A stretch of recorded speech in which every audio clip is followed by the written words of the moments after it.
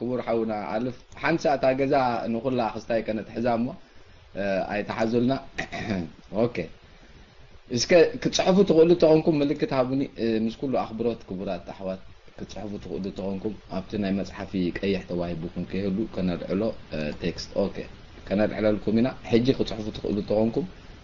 ثانك يو بلا نايلومي غاشانا حزاتو مصيا دلا سمينا كلته ارستاتيو بمسرته ግን كبرات ام حلالفتي زلو ام حضرتي ناي سنيتنا .com and com اون كومون حواتنا ان ميديا نتورك نزي ناب كله تساتافين تخاتاتن ارتراوي نخبصح تغبرو دلكم صحرتات حجون نتوم ابو دكاتاتلنا دلكم سلام كنبلكم نايلوم مدبنا اب غزا حدري جاغانونا زولو غاشانا كبرتي حفتنا قديم تقاداليت خديجه محمد طه حجونا بقالسي نوح غزيا اوفيا غبا تقبر دلاتا لما انت حزاتو مصيا دلار استي بمسرته تعلت 30 حدن ورح شومونته 2018 زتخايده ديمونستريشن نا ايرتراويان دليت فتحي اب جنيفا كما ينيرو غعزو قصيلو زبلن سو توساخي بدحريو نعلت حدا ورح 2018 دحر حدا معلت مالتي خوم زخد فزي تغاغي ابتي ديمونستريشن بحزب استلعالن اتي ديمونستريشن ما حضرتن انغدا ناي ممراጽ كوميتي وي حنتي كوميتي نختوص بعلت حدا ورح 2018 كا قيمه مالتي إذا كلت أرست زي كما يمثل نيرو نابي قصو يخيد الله ونحجين زبل سفح زبالة سمينارن أستمهرون نقرم توساخي كابتنا تاتو مكروتات نتعزب تاتنون كتمرنا في قاشانا نلو معند خديجة محمد طه مسانا ترلخي أبقزا إتكحف مبلي متان تقيح كان العلا حجون بشمين بشم حدرجة قانونان بشم كلهم تقاتاتلتينا يزقزانان انكو عدا حن مساكي كبلكي أفقد لي مدرخ نباخي كحلفو يتكحف تبلكي كبرتي عشانا تودككلا اوكي ريد اوفكم دبرا انكو عدا حن مساكي كبرتي عشانا خديجة محمد طه مدرخ كمتي كل شعنا سايبر سبعت يسمعونا قال يوم يفلطونا قال يوم ما يفلطونا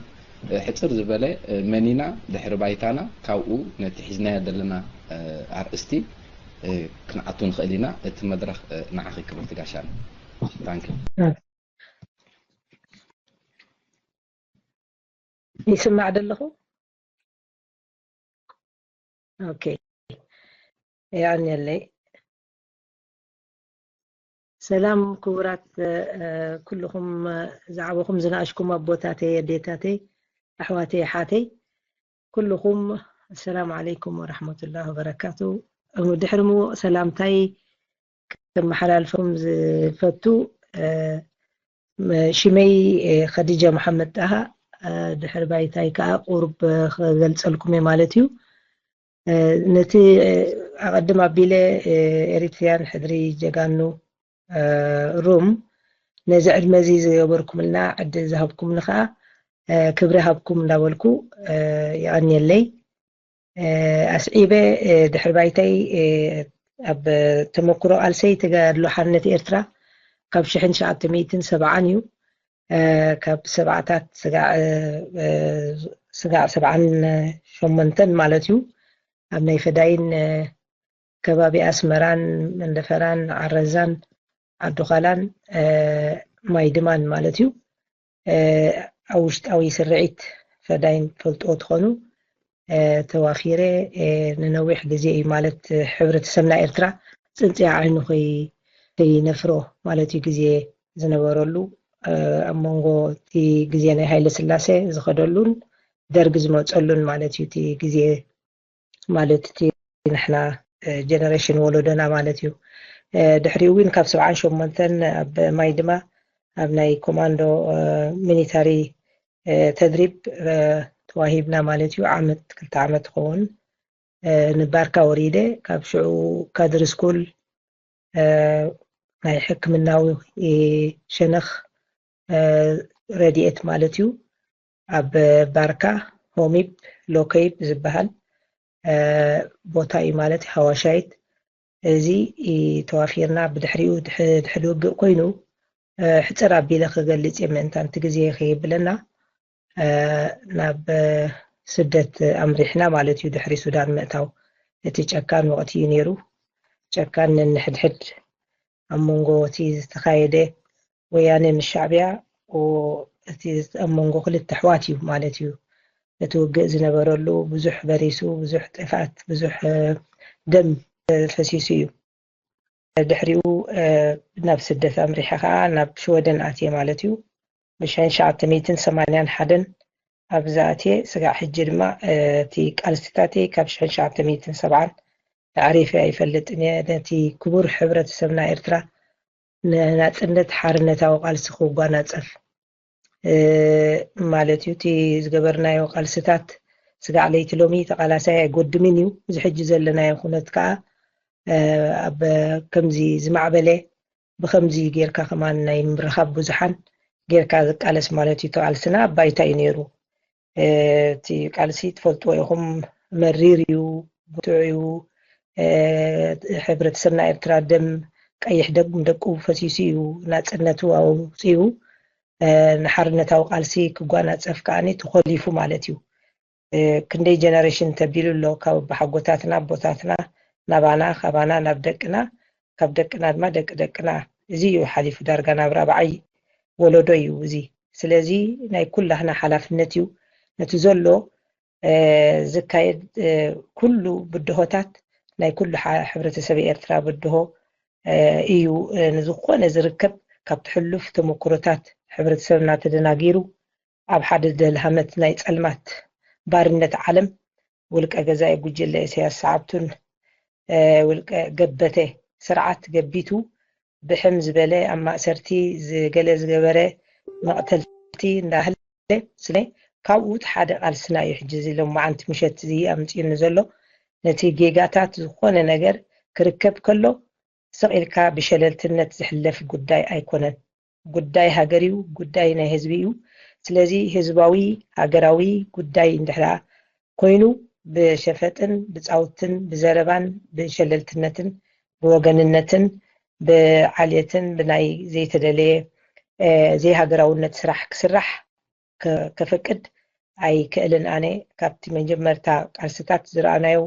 ናይ ክብሪ ሕብረተሰብ ኤርትራ ብሓጎታትና ቦታትና ስዋኣት ኣሕዋትና ጀጋኑ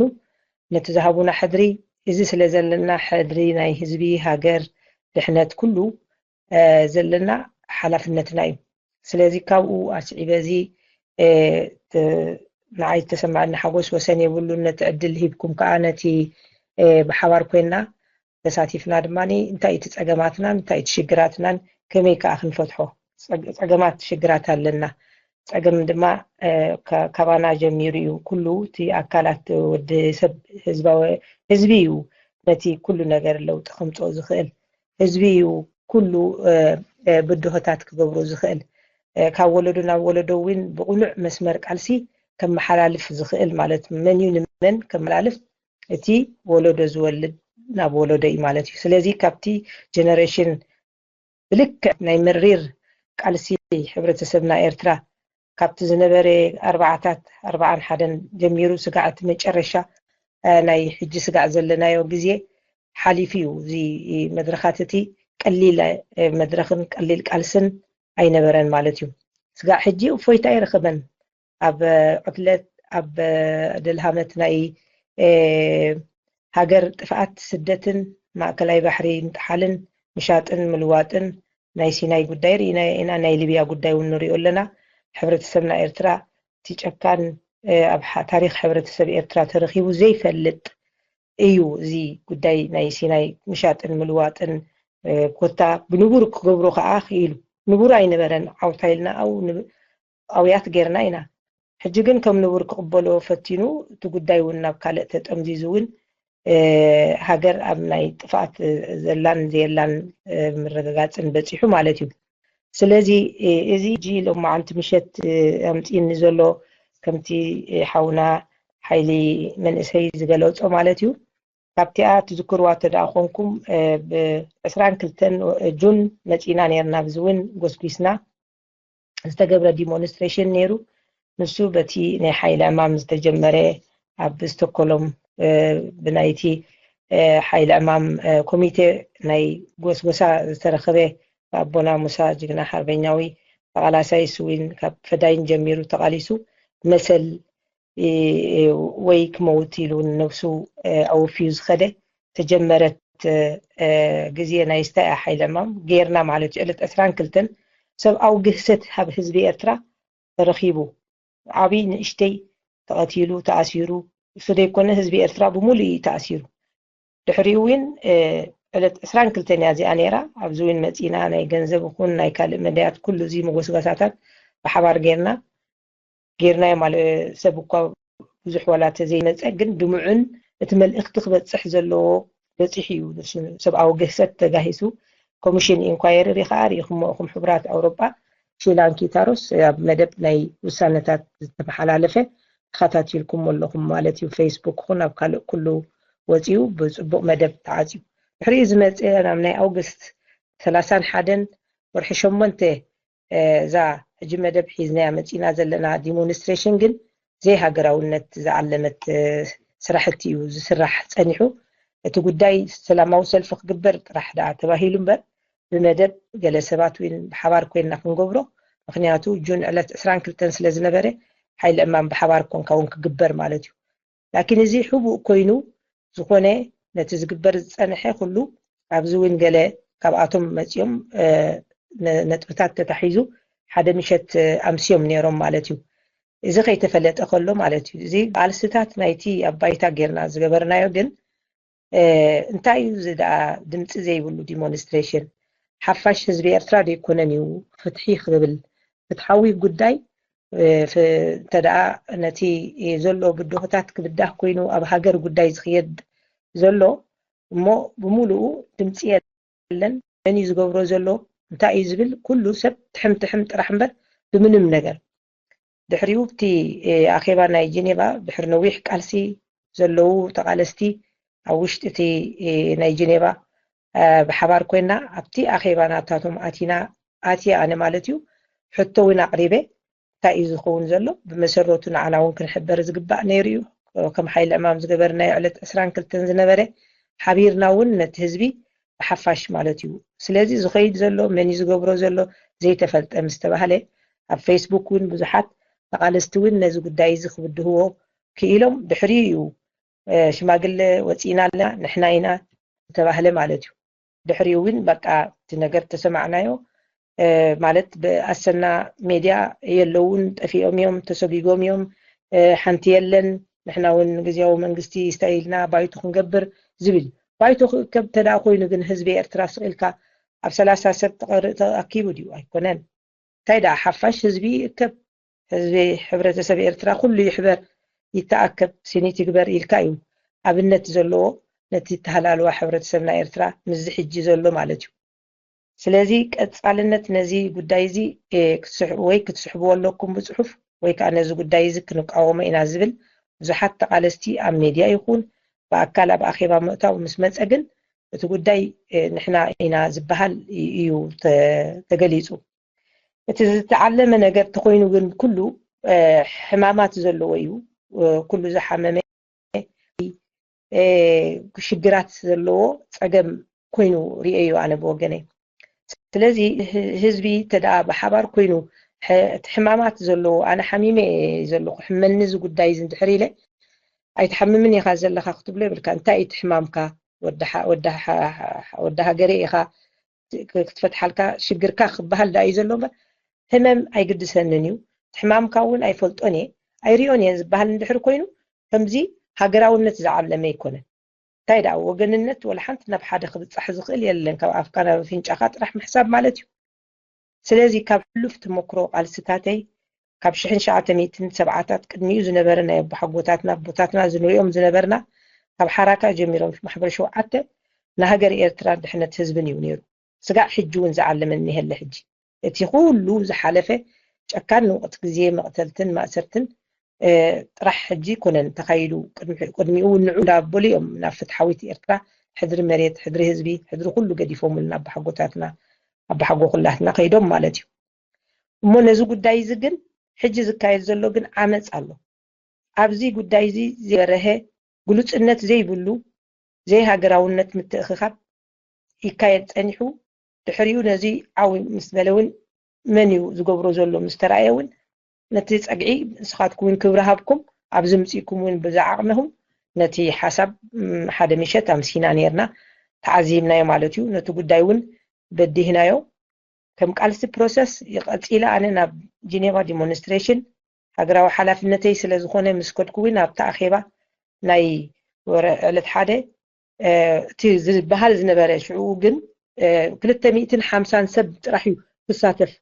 ካልእ ዝኣክል ኣዳራሽ የለን ዝበሃል እዩ ነይሩ ከማን እቲ ዘይግሉጽነት ብሕቡ ኣጀንዳታት እንዳኸደ ከሎ ማለት እዩ እንተተረኣየ ግን ከምቲ ዝስማዕ ዝነበረ መድረክ ብድሕሪቱ ድሓ እንደገና እውን ኣካላት ካልእ ሰባት እውን ተኣኻኺብካ ነቲ ኩሉ ነገር ዘሎ ዝቃለስ ኣጥፊእካ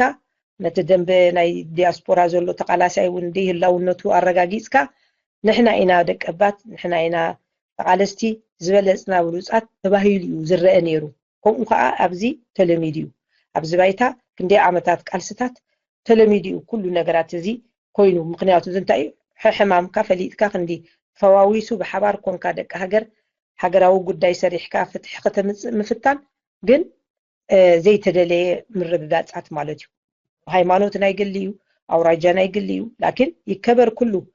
ኣውራጃ 8 ኣውራጃታትና ከበር ብሄራትና ከበር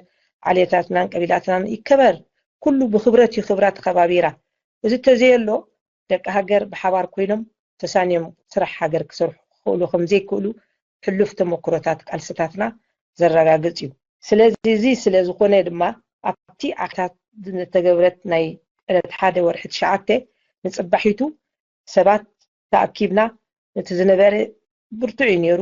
ዋጭዋጭ ነይሩ ስለምንታይ ዘይስምምዕ ስለ ዝነበረ እቲ ጉዳይ ዝሓሰብዎ እውን ስለ ዝፈረሰ ጉዳይ ሓሲቦሞ ዝነበሩ መፂካ ባዕልኻ መሪሕካ ባዕልኻ ባይቱ ክትገብር ባዕልኻ እውን ኩሉ ነገራት ጌርካ እውን ናብ ዶክተር አብይ መጽሓፍ ዶገል ከይተኣከበ ሕብረት ብሙሉእ ሕብረት ኣብ ዲያስፖራ ዘሎ ተቃላሳይ ህዝቢ ድማ ኣኪብካ ብሙሉእ ግሉጽነት ዘይብልካ እንታይ ክትገብር ትሰርሕ እንታይ ጽሑፍ ብምንም ነገር ጽሑፋት ኣይረኣናዮ ኣይንበብናዮ እንታይ ኣትዩ ናብ ሕብራት ኣውሮጳ ቅሽን ሸኽናን ነዚ ኣክተብ ጽሑፍ ኣኺዱ ተባሂሉ እምበር ብምንም ነገር ሓበሬታ ኣይተዋህበን ስለምንታይ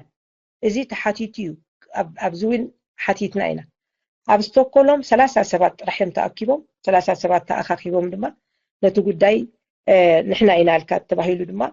ከይዶም ኣብ ተኣኺባ መራሕቲ ኮይኖም እዮም ማለት እዩ ስለዚ መራሕቲ ኮይኖም መፅኦም ግን ብግሉጽነት ጽሑፋት ኣይኮነን ዝንገር ነይሩ ብግሉጽነት እንታይ ይሕሰብ ኣሎ ከማን ኣይሕብርን ነይሩ ንህዝቢ ኤርትራ ከመይ ገይሩ ኣብዚ ወቅቲ እዚ ኣብዚ ደረጃ እዚ ሓቢሩ ብሓባር እንታይ መስለካ እዚ ጽሑፍና እዚ ኣጀንዳና ክትብሎ እንድሕር ዘይከኣልካ እሞ ምዚ ጨካን ወቅቲ ኣብቲ ውሽጢ ዘሎ ህዝቢ ኤርትራ ኣብ ልዕሊኡ ከላሽንን ብረትን እዩ ዘሎ ክዛረብን ክቃወምን ሰላማዊ ሰልፍን ክገብር ኣይክእልን ርኢናዮ ኢና ናይ ሰውራ ኣኽርያ ከመይ ኮይኑ ወዲ 8 ዓመት እዩ ቀቢርካ ኢሉ ተታሒዙ ተኣሲሩ ዘሎ ኣበይ ከም ዘሎ ሃለዋቱ ዘይፍሉጥ እዚ እዩ ኣብ ኤርትራ ህዝቢ ክንከሶ ዘይንኽእል ንሕና ግን ኣብ ነፃ ሃገር እሞ ኣብቲ ዲሞክራሲያዊ ዓድታት ንነብረሉ ኣብ ሸወደን 100 ዓመት እዩ ዲሞክራሲያዊ ዓም ስለዚ እዚ ጠፊእዎም ኣይኮነን በዓል ሙሴ ተኣኺባ ዝመርሕዋ ዝነበሩ በዓል ሙሴ ወጅዳን ዮሱፍ ወለምለም ፀሃይ ሓደ እውን ምስኦም ነይሩ ሽሙ ኣይዝክሮን ስለዚ እቲ ኣመራርሓ ዝነበረ ኩሉ ፀገም እዩ ነይሩ ምክንያቱ ኩሉ ሰብ ኣይተረዳድአን ኣብኡ መፅኡ ምክንያቱ እታ ዝነበረት ዝሓለፈት ሕብእቲ ኣጀንዳ ዝነበረት ኩልኩም ናይ ዕለት 30 ንሓደን ወርሒ 8 ሰላማዊ ሰልፊ ግሉጽነት ዘይብላ ንኩሉ ዘይትእክብ ሃገራውነት ዝተዓለመት ዘይኮነት እንታይ ደኣ ብወገናዊ ስራሕትታት ስራሕ ወገነይ ወገንካ እሞ ሃገራዊ ጉዳይ ከዓኒ ክግበረለይ ተባሂሉ ድማ ኣቢሉ ማለት እዩ ከይፈሸለ ከሎ እቲ ፍሽለት ኣብ ዳሕራይ ኩሉ ተቃላሳይ እዩ ኣፍሽሉ ማለት እዩ أنا وناوفتي مسرح نيري وجد قبل زنبر بملو هيوتي نمنتاي مسلتي حبرة سمنا إرترا بمثلالن أب مدنا قارن كوينو كي نمالتيو تهاجروا حلفنتي سلازخونه سلازي أبزا قداي زيا تأخيباتي مريجاتات قوونون بزح وعواتات نيرو بزح لعلن تحت نيرو صقمات نيرو أمونغو لملم صحت نعرق أتينا بدقن لا تبلنا تي مريجاون متيو مالتيو مريجا أنا بوجني أو اشتخم أنا ينبوركون أبدقيهم سبات مريج أمنا نفلتهم كبرات حواتنا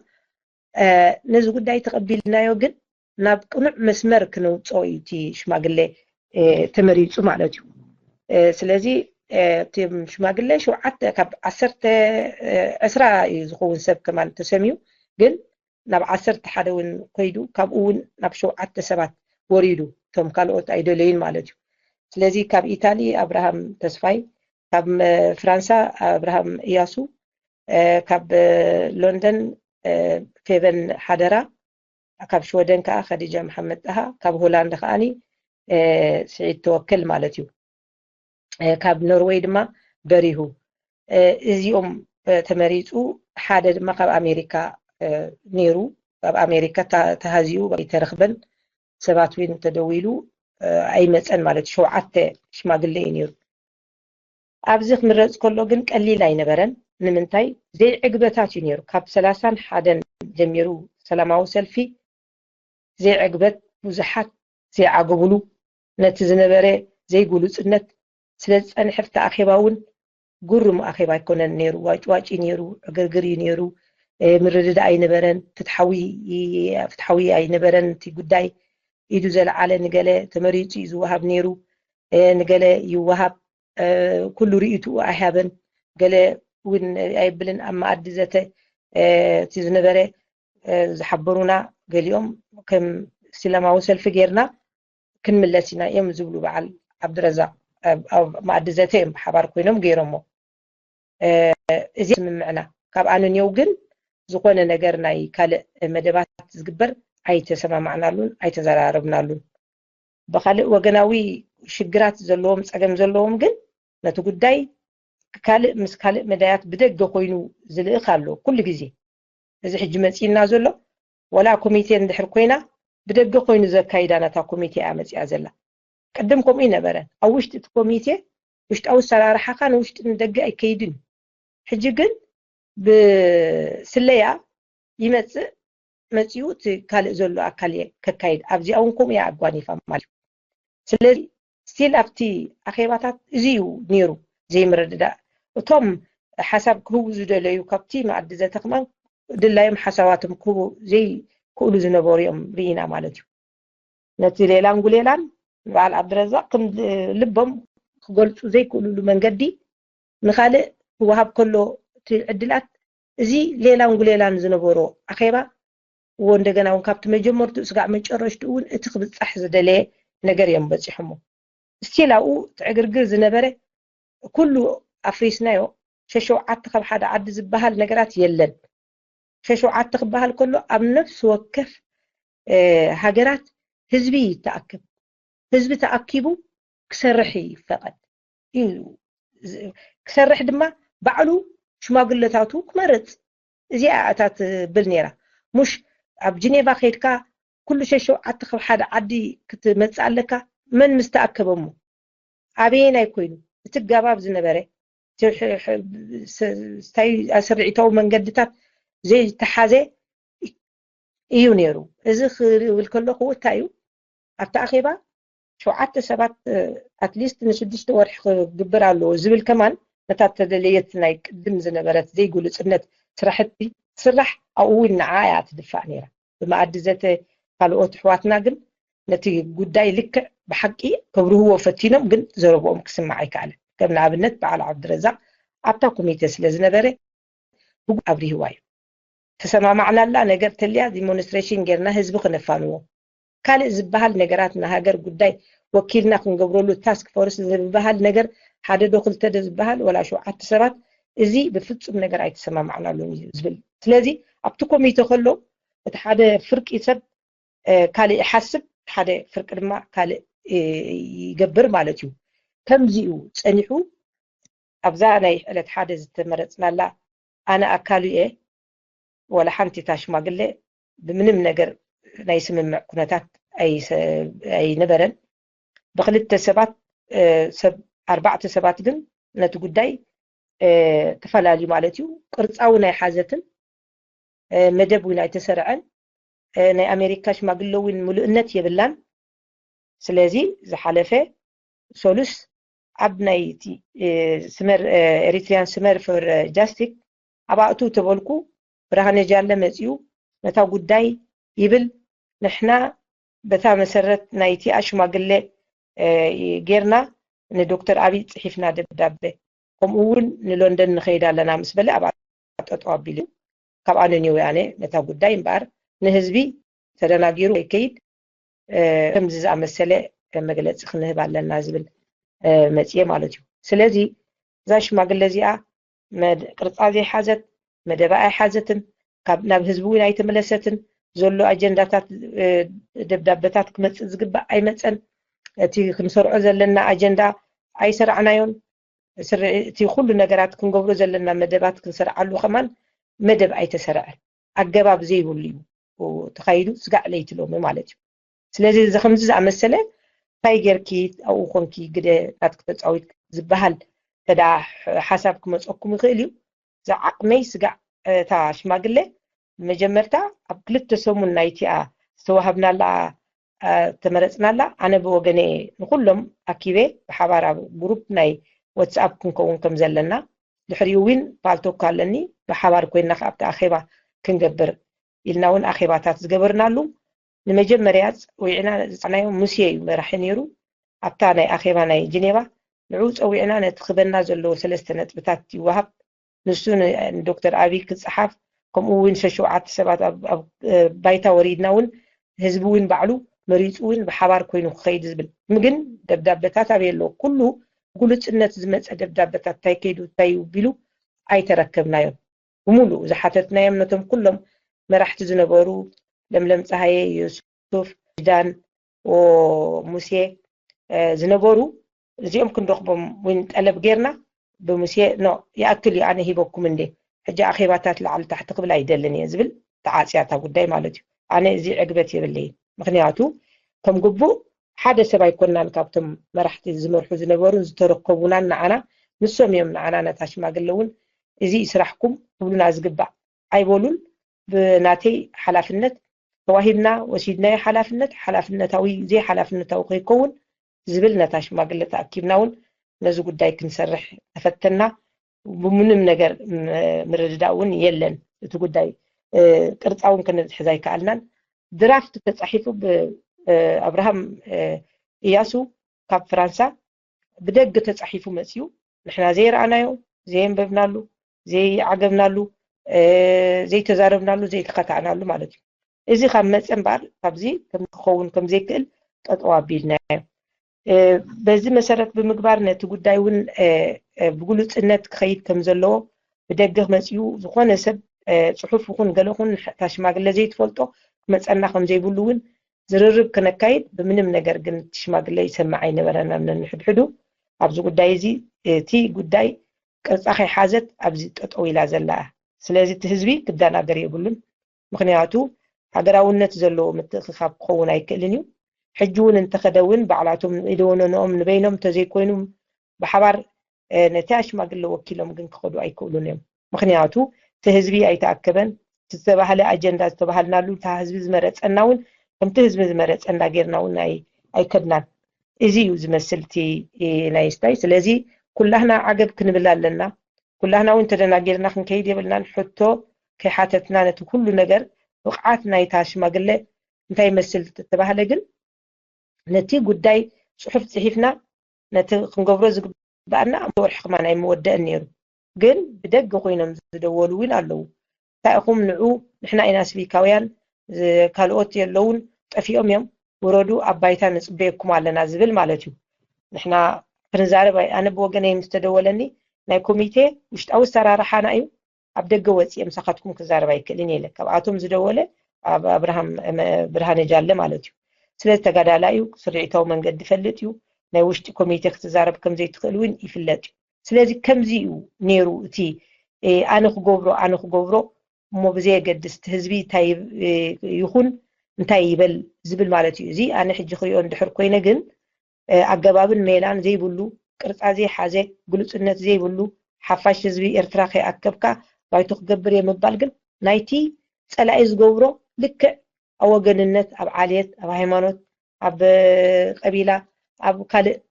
ጎጃጅሉ ንሕና ንዓላማና ንጎጃጅልካ ምግዛእ ኣብቲ ዓላምኡ እኮ በፂሕዋ ኢሳያስ ኣብኡ ደረጃ ኣትዩ ሕጂ ንሕናስ ክንሓብር ንህዝቢ ኤርትራ ኣብ ጎንፂ እቲና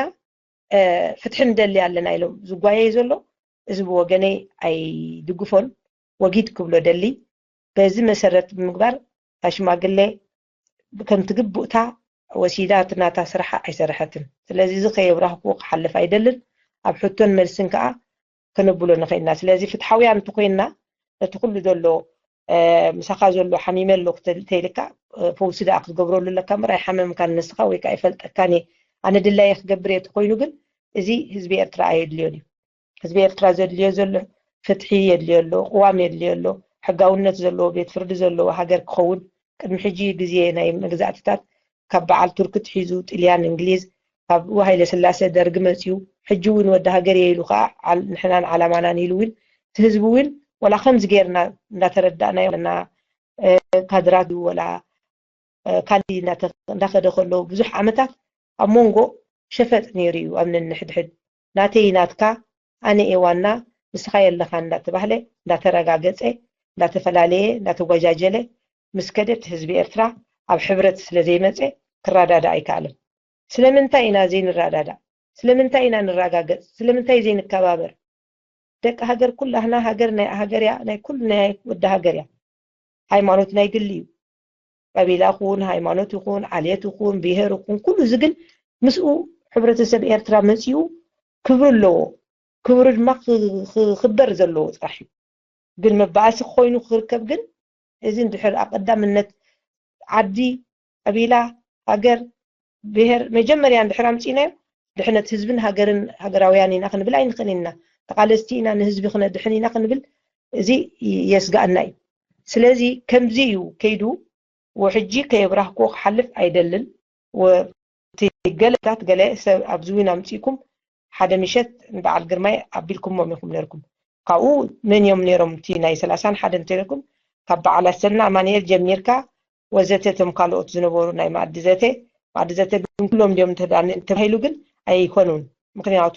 ቶም ገሊኦም አብሪሆም እዮም እቲ ጉዳይ ዘይግቡ ይኸይድ ከም ዘሎ ዳሕራይ ከማን ኣብ ውሽጢ እቲ ኮሚቴ ከማን ገለ ካልእ ሰብ ሰርሕ ካልእ ጽሕፍ ካልእ ይምድብ ገለ ድማ ኣይንገርን ኣብ ውሽጢ ከለኻ እዚ ሕጂ እንታይ ክትብሎ ዳኣ ትኽእል ስለዚ ኣብ ውሽጢ ተመሪፁ ዘሎ ተደኣ ውሽጣዊ ሕጊ እዚኣ ኣላህና እንዳተባህለ ብኻልእ መንገዲ ድማ ካልእ ክግበር እንድሕር ኮይኑ እዚ ሃገራውነት ብሉጽነት ዘይብሉ ወጊድ ክንብሎ ክንክእል ኣለና እዚ ሰራርሓ እዚ ጽባሕ ንግሆ ፍትሓዊት ኤርትራ ከነምፅእ ኣይንኽእልን ኢና ስለዚ እዚ ዝዓለመ ዝነበረ ሕጂ እውን ከነፈቅድ የብልናን ከምዚ ዝኣመሰለ ሕብረት ንሕብረተሰብ ኤርትራ ስምረት ጥምረት ሓድነት ስኒት ሰላም ቅሳነት ሕጋውነት ከነምፅእ ከምኡ ክንገብር እውን ብግብሪ ክንሰርሓሉ ከዓ ፕላትፎርም ኣባይታ ማለት እዩ ኣነ ኣብ መብዛሕትኡ ቃልሰይ ኣባይታ እዩ ባይታ ከዓኒ ንሕብረተሰብ ኤርትራ ንኸመይ ጌርካ ክትሕግዝ ተባሳጭዮም ዝመፁ መንእሰያት እዚታት ክንገብር ኣብ ዝንውዕል ምክንያቱ ሕብረተሰብና ኤርትራ ኣብ ሕማቕ ፋሕፋሕን ጥልመትን ዕርቃንን ውርደትን እዩ ዘሎ እሞ ነዛ ሕጂ ህዝብና ኣብ ዓዲግራት ተደርቢዩ ኣብ ዓደዳ ዕርቃንን ጥሜትን ውርደትን ከሎ ሰባት ስታይ ክብል ኣለዎ ስለዚ እዚ ገባብ ኣካያይዳ እዚ ሕጂ እውን ይልመድ ኣሎ ወጊድ ንበሎ ንድሕሪ ሕጂ በጋባብ ገይሩ ህዝቢ ዝፈልጦ ሪኦ ዝሰምዖ ውሽጣዊ ሕጊ ዘለዎ ብመምርሕን ብገለን ገይሩ ተዘይክኢሉ ግን ልክዕ ከምቲ ኢሳያስ ህዝቢ ኤርትራ ኩሉ ይህቦ እንካ ብሎ ገንዘብ ሃበኒ ውላድካ ሃበኒ ኩሉ ሃበኒ እንካ ጥራሕ ይልዎ መሰሉ ስለዘይ ሓተተ ሕጂ ድማ ድላይ ገይሩ ولا حنت خالق قديفول راح تخيد فتينو هاجر قديفكا خا يد يبلون تايدا ومسواتنا تفطير دم فسيسيو عسب زفسس دم زغل حزبي إرترانا صنت يلو نحارنت قالسي قالس اب بعدما زفسسه مسمى من اسي زطفئ حجون زطفئ زلو نهلا بسدت نزي تطو كنبلو كلنا نتحابر بعرقي بفتحن بمكببارن ازي كبل دلي تزي كوينو ግን ወጊድ ይخبሎ ዝደሊ እዚ አካያይዳ እዚ ማለት እዩ ስለዚ ብሕተን መልስን ከዓ ናባኻትኩም ይገድፋ ገዛ ወተስፋ ገብር ቁርባ ብሬልኩም ኦኬ እሞ ሕተን መልስን ጌርና ድማኒ ንኸይድ ማለት እዩ ማይክ ፍሪ مرحبا سلام جزا كان على تحتي حايل من اسي مايكا بلالا قبل الوتر تلقصلو ريت حايل من اسي كنتم عندك حجي غدحن كوينا دو تعرف لا صبغ الله مرحبا سورانا سوري ثانك يو أنا كله قرب على نجزان تخاطرتن كبرهالو يخلق هنا كابزو بالحتو كابتي كتبنا أنا حكي كبرت جاشنا حنت حطي ولا حتر بلا مايك إن هديت ربشتنا ولا مسايد يبكي حتر بلا ملس ولا ما بكن نركي بمسرته من النت ويكا من ياتا حيل عمام أما جمرتا أي تفلتات النيرة ده حرقن علنا نحنا هنا تبل جوجلا متى وي كوميتي شماغلا متى شعو تي سحيزاتو مسألة برنامج بحر بايتا نايتي دومونستريشن مالتي حدا حجراوي بايتو وي حدا حجراوي مقاميا مقام زبل كستاي نيرو اب انتاي كحتت مفتونكو تساتافي ناي دومونستريشن تهزبي كمي نيرو كمي تساتافنتو ابتيسو زموچو تعويتو دووتيوتي تساتافي ناي دومونستريشن قال اي تحطو من ياتا شماغله دحيراون نحنا ينازل بلد شمال لوادو تاع شمال لو حيزاتو ناي حيل عمام شمقل لوادو تاع كنفلت عمتان وي بزرزر اسمات انت تخايلو بليز دحر مساء حجنا بي قطعه تخيد الله تاع شمال شعوز قومت انتي تقبر الله تاع شمال الله تو امنتاي عمام تنطف الله ازيا كبرتي غاشانا ثانك يو مايك ناخي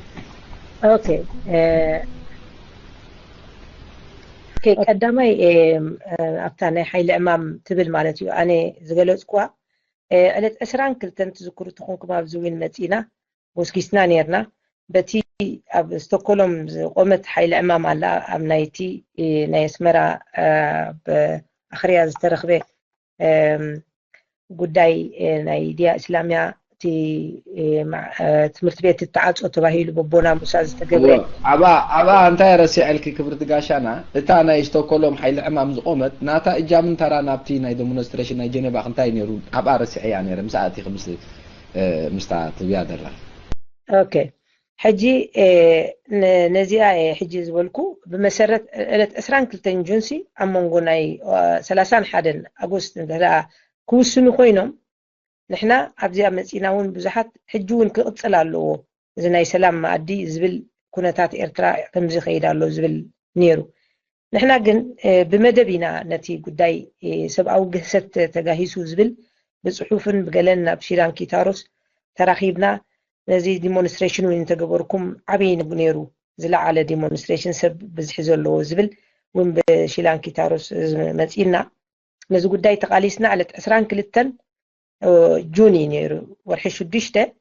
ديمونستريشن غيرنا مستحجي معدزته منياتا شماغل منياتا محبر وي كوميتي زبلكا معدزته مشمم السم يوم مساناون غيروم نيروم مالتيو تاع ورحي شدشته بعوت ناي ورحي شدشته تعويتنا دحراي جن ابزي ناي سلاماو سلفي ستايجن ايتوكسونا سبات جن اتم تزاريبو من نيروم يوم ديمونستريشن كجبر بحبر زبل إلى مالت العليا حجي تاش ما قله تا كوميتي معدزتي اتبهلا بجنيفا سويسرا እቲ ተዓዊቱ ዶ ኣይተዓወተን ዝብል ነጥቢ ብወገነይ እቲ ጉዳይ ህዝቢ ዝመፅኡ ግን ዕጉብ ኣይነበረን ሓዘንተኛ እዩ ዝበዝሐ ነይሩ እንዳፈለጠ እዩ ከማን መፅኡ ገሊኡ ምክንያቱ ስኻይ ኣለኻ ኣልግስ ወንሕና ኢና ዝብል ሕቡእነት ዘለዎ ግሉፅነት ዘዩ ሕማማት ዝሓዘ ስለ ካብ መጀመርታ ዝነበረ ማለት እዩ ሕቡእ ዝኾነ ታስክ ፎርስ ክንገብር ሓይሊ ዕማም ዝብል ኣውፅኦም ምኻዶም ብዙሕ ሰብ ሓዘንተኛ እዩ ነይሩ እዚ ክብል ይደሊ ግን እቲ ሰባት ብብዝሒ ኮነን መፅኡ እቲ ዝመፀ ግን እቲ መልእኽቲ እውን ኣብፅሒዩ ግን ናይ ሰላም ጉዳያታት ይኸይድ ስለ ዝነበረ ከማን ብዙሕ ክንብሎ ኣይንኽእልን ኢና ብዙሕ ምምፁሲ ንኽቲ ዝነበረ ታስክ ፎርስ ኩን ሕማቅ ኩነታት ዝኸይድ ዝነበረ ብወገነይ መኸድየ ንዕኡ እውን ጠጠው ክብል ኣለዎ ስርዓት ሒዙ ክኸይድ ኣለዎ ኣገባብ ክግበር ኣለዎ ዝብል እዩ እዚ ግሉፅነት ዝበሃል ነገር ንህዝቢ ምሽፋጥ ህዝቢ ኤርትራ እንዳበልካ ብህዝቢ ኤርትራ ምሽቃጥ ጠጠው ይበል ዝብል መብዛሕትኡ ዝመፀ ኣብኡ ይህን ሚህን ዝበልናሉ ማለት እዩ ስለዚ እቲ ዕውት ምኻዱን ደይ ምኻዱን ከዓ እቲ ዝረኣኹሞ ኣብ ሰላማዊ ሰልፊ ዲሞንስትሬሽን ሕጂ ዛ ሽማግለ ካብኡ ተመሪፃ ከዓ እንታይ ትገብር ኣላ ዝብል እታ ሽማግለ ከምቲ ዝነገለፅኩልኩም ብፍፁም ቅርፃይ ገበረትን መኒው ኣቦ ወንበረ ዘይፍልጥ ኣገባባ ናታ ኣይተፈልጠን ስራሓ ወላ ሓንቲ ኣገባብ ክሕዝ ኣለዎ ተባሂሉ ካብ ኣሜሪካ ክመፅእ ዝነበሮ ከማን ሽማግለ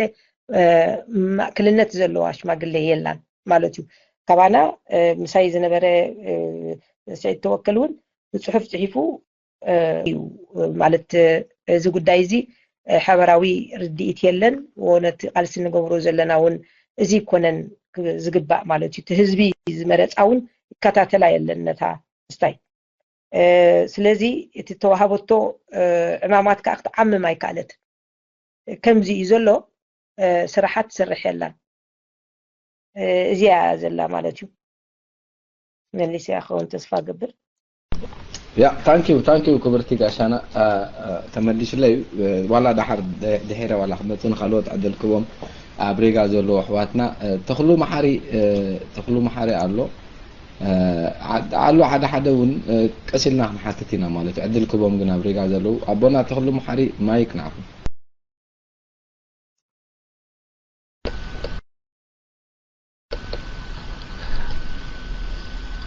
اوكي سلام صورة سلام جزانا خمي تمسيو خمي تعلو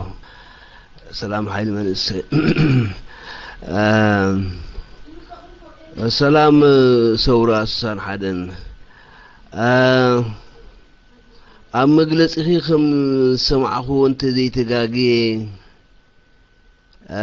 أبتسرح درجة بقود نحرية عينت وقعنا قبابن زقودولهم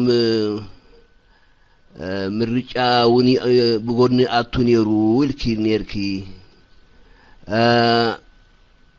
كابتا مدب أكاديت شماغل خمزي عينت أسرار حقيقية زيت دادي سلم تايو إذا حانتي خلايتي خالت نحطو زي جزيف نقيفيتا أيوكم نعايزة ترداني بزقول دا يزيف له طيب اللين جدا حكي قرب صقموني لنولو جزف زبالة نقيفيتا أيو إريتراويان كم لمدي أبتي أسرارحا لمدي أقباب أتحزانا بصفت كخيدكم زلو ويتي قداي زمسل صفت زقودلو سرارحا منبارو قريت قلنا اللخي إتا شماغلي ختقرب زي كانت سلمنتاي دا حجي مخنياتو زي هزبي رئيتو خبس سلمنتاي كومو خمس تقبري تقداي قبولون حافاش رئيتو كهبولو سلمنتاي ذي قرب الدحان بحصيرو ذي كبر يمتو خستاي فتحسيك الرخبولونينا نمبالي لازم تاخو حتى يو تفتح مسيرتها وفتح خركوبن ترى خوينو معنى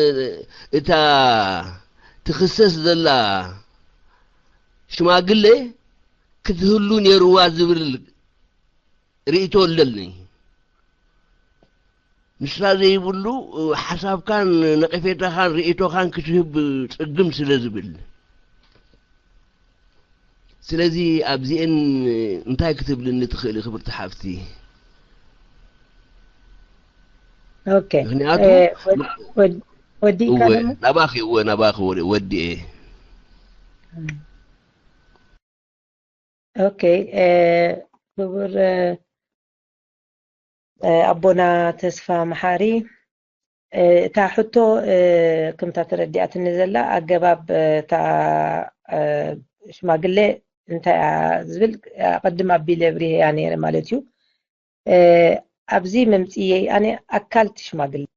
شماغلي وجيت كبلي عقب كبلي مزيه نتز سرحتتا كل زتوهبتون تمريز أب هزبن تهزبون زي كاتا تلالو تحجو انت أكل شماغلي تقبرو زقاء وصاي كابتي كل نغرات زقبر سلازولو زو قدايزي سبات أكالات متيوم نتي شماغلي مسرت بمقبار كبلو أي كولون إيوم كل شماغلي ملؤنة شماغلي يبلان سلازي حدا دحر قوديلو حدا شماغلي زي عقبت خون ولا خلته تشماغلي سراحة تكايد يلان يزب زلخو تسفى قبر كترداني نزد ما نتزقلوتكو قدم أبيلي مالوتينا أخملس أيدلن جزيه من كين كن كتب يبقى عند حر نيركا من الوقت زنجي كامتي كخي تخون بر أبريه تشماغلي علت حدا مستمرتت دحريو أنا أكيبنتهم كلهم نقوم دلالي حبارم تي زمرتنا تي تقبلوا حرايلو سراحة تخبنا زقبع سوقمان أيكونن أنا دينا يبنا نحنا أين حاتيتنا يونعو نتي زمرح زنبرة أكل مسيب بهل أمتينا ونا أخيبا أنا توكيسيو نتيو نتي النتبتات ترحيبيو تم كلهم أكل زمرح زنورو أي رخبنا يومن سلازي سي تاشماغلي كم زنري أزلنا أنا بقولك أي كم قاشا خويني نتزقبر دولو جيجاتات كبده سلازمت أكو مساي كوينم كنت متساي كلن شماغلي لمنتاي تسرح يلن وتخبتي قبو نلعلي مدبن ستاين حزن زي زبزولخو دحريتا خلايتي نتبي مالتتي نمنتاي تاني رات خلايتي نتبي تسفو محري ابي هي دوزي احكي تخلايتي نتبي خان تاني را بريهات اللي على حن بخفيل بريهات اللي سلازلا قال بيسك حسكي للخو تخلايت نبرتسي انسخو حجه ابال نايتاش ما قل من باركون يفلط الله صبوق بغودني حرياوني قبر نيرو سلمنتاي تدليو زي اقرب كتبره لي يدللخو باغبابن بديمقراسي زيت خايده مصوع خمز نبره زي اي جلص قلين برهتي كونتن تقن تحنتي سلمنتاي تاشماغلن اكل ابال نايت شماغلي خالكني سلازي تي شماغلي بملؤ كله نيرو دو مسلني ويس فتح الرخبلو تقداين مبالي لي مخنياتو سي نبين قريب كحجي سورة أصان حدن مسرتها فتح ناي بدح حيخون قبروم زلنا قرار حاقن التعاطاتوم زلنا كنعنا نقولو صنتن كهلو زلو من قدن محباري تقداي سلازي نبين خمت إخي فتح الرخبلو نخل دون انتاعي تريتو خهب زخيل حفايش نقدي كبيد نقفيتا ايزي هو كم حتو غيرنا مونس غرا دعنا تزبينا نقدفلو نتا شماغلي تبلون على تخوينا تا شماغلي كم تتبلو دلا غاشانا بقولك خمسو خوليو مالتي مبر علو تخوينهم كم شماغلي حجون تي مدرخكو كم تمدوبيو دي ارويل كم حجون سمعونا ندحرالو يكاتاتلونا وندحرالو نحنا شماغلينا ازي سراح الله ابزي خمزي وعلاتات نكايد على زبلو شماغله لو تخوينو مساون حفتنا اكل شماغله ስለዚ ኾነት ነቲ ተዓዛብን ነቶም ተዓዘብትን ሰማዓን ክንገድፎ ኢና ንሱ ሃብታናትኩም ሕቶ ከዓ ከማ ስታይ መልሲ ክትበና ክብር ጋሻና ተስፋ ንገብር ሕጂ ነታ ኣቦና ተስፋ መሃሪ ነታ ጎናዊ በቲ አብርሃም ኢያሱ ሒዝዋ ዝመፀ ድራፍት ብደገ ኣመፅያ ልክ በቃ ስልጣን ክንብል ከምዚ ብምንም ነገር ንሕና ታሽማግለ ኣይንፈልጦ ኩላህናቶም ሽማግለ ዝነበርና ሓሙሽተ ኣይንፈልጦም ኢና እዚ ብጎናዊ ዝመፀ ግን ክፈልጦ ይክእልን እያ ካበይ ይመፅዩ ግን ጠጠው ኣቢልናዮ ነዚ ጠጠው ክብል ከም ዘለዎ ከዓኒ ኢልና ማለት እዩ ኣብ ሜይል ናህና እዩ ተሰዲዱልና ብኣብርሃም ኢያሱ ካባና ኣካል ሽማግለ ከመይ ኢሉ ብጎናዊ ኮይኑ ዘይ ዲሞክራሲያዊ መስርሕ ድማ ነዚ ኢና ሕጂ ኣነ ወጊድ ክንብል ኩላህና ሓቢርና ነዚ መስርሕ እዚ ሽማግለ ተቆይሙ ብድሕሪት ወፃኢ መፅዩ መን እዩ ዝሰዶ ዘሎ ዘይተፈልጠ እዚ እዩ እንታይ መስለኩም አንብብዎ ዝበሃል ነገራት የለን ስለዚ እዚ ጉዳይ ስለ ዘይድግፎ ድማ ኣነ ጠጠው ኣቢለ ነቲ ገባቡ ክሕዝ ከም ዘለዎ ነቲ ዘሎ ኣካል ናይቲ ሰብ ዝመረፀን ዘበለን ድማ ሓበሬታ ክህብ መፅየ ማለት እዩ ሓደ ኣካል ካብዚ ተሳታፍነት ዘለዎ እዩ ኣብዚ ማለት እዩ ነቶም ዝመረፁ እውን ተሓቢሮም እዮም ንዓና ኣካልና ዝመረፁ ኣይካታተልዎን እዮም ነዚ እውን ዘለዉ ኢላ በጎናዊ ኮይኖም እዮም ቴሌፎን ደዊሎም ይኹን ወላ ካልእ ገይሮም ዝረኽቡ ዘለዉ ዝዛረቡ ዘለዉ እዚ ጉብእታ ኣይኮነን ኣገባብ ኣይኮነን እዚ ሰራርሓ እዚ እየ ዝብል ዘለኹ ብኡ ድማ እሞ ደይ ሞፁ ዝዓቢ ነቐፌታ እዩ ዝብል ድማ ብሎ ዘለኻ ከዓ እወ እሱ ስለ ዘሎ እኮ እዩ ካብ መጀመርትኡ 31 ወርሒ 8 ዲሞንስትሬሽን ናይ ጀኔቫ ሕቡእ ኣጀንዳ ሕቡእ ታስክ ፎርስ ዝነበረ ቀጻልነት ናይ ታሽማግለ እውን ነይሩ ኣቲና እውን ክንዕሪ ነዚ እውን ስለ ዘይተበለ ኣገባቡ ዘይሓዘ ጉዳይ ኣሎ እሞ ጠጠው ነብሎ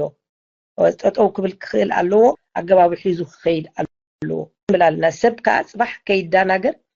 ፀዋዕታት ተተረኽበ ሙሉእነት ሽማግለ ይኹን ተኣገባባ ዝተዋህበት ኣብቲ ገዛ ተመሪፃ ስራሕታ ኣይኮነን ተካይድ ዘላ እንታይ ደኣ ብደገ ዘለዉ ካልኦት ዘካይዱ ዘለዉ መን እዮም ክንፈልጦም ኣይከኣልናን ስለ ዝኾንና ኢና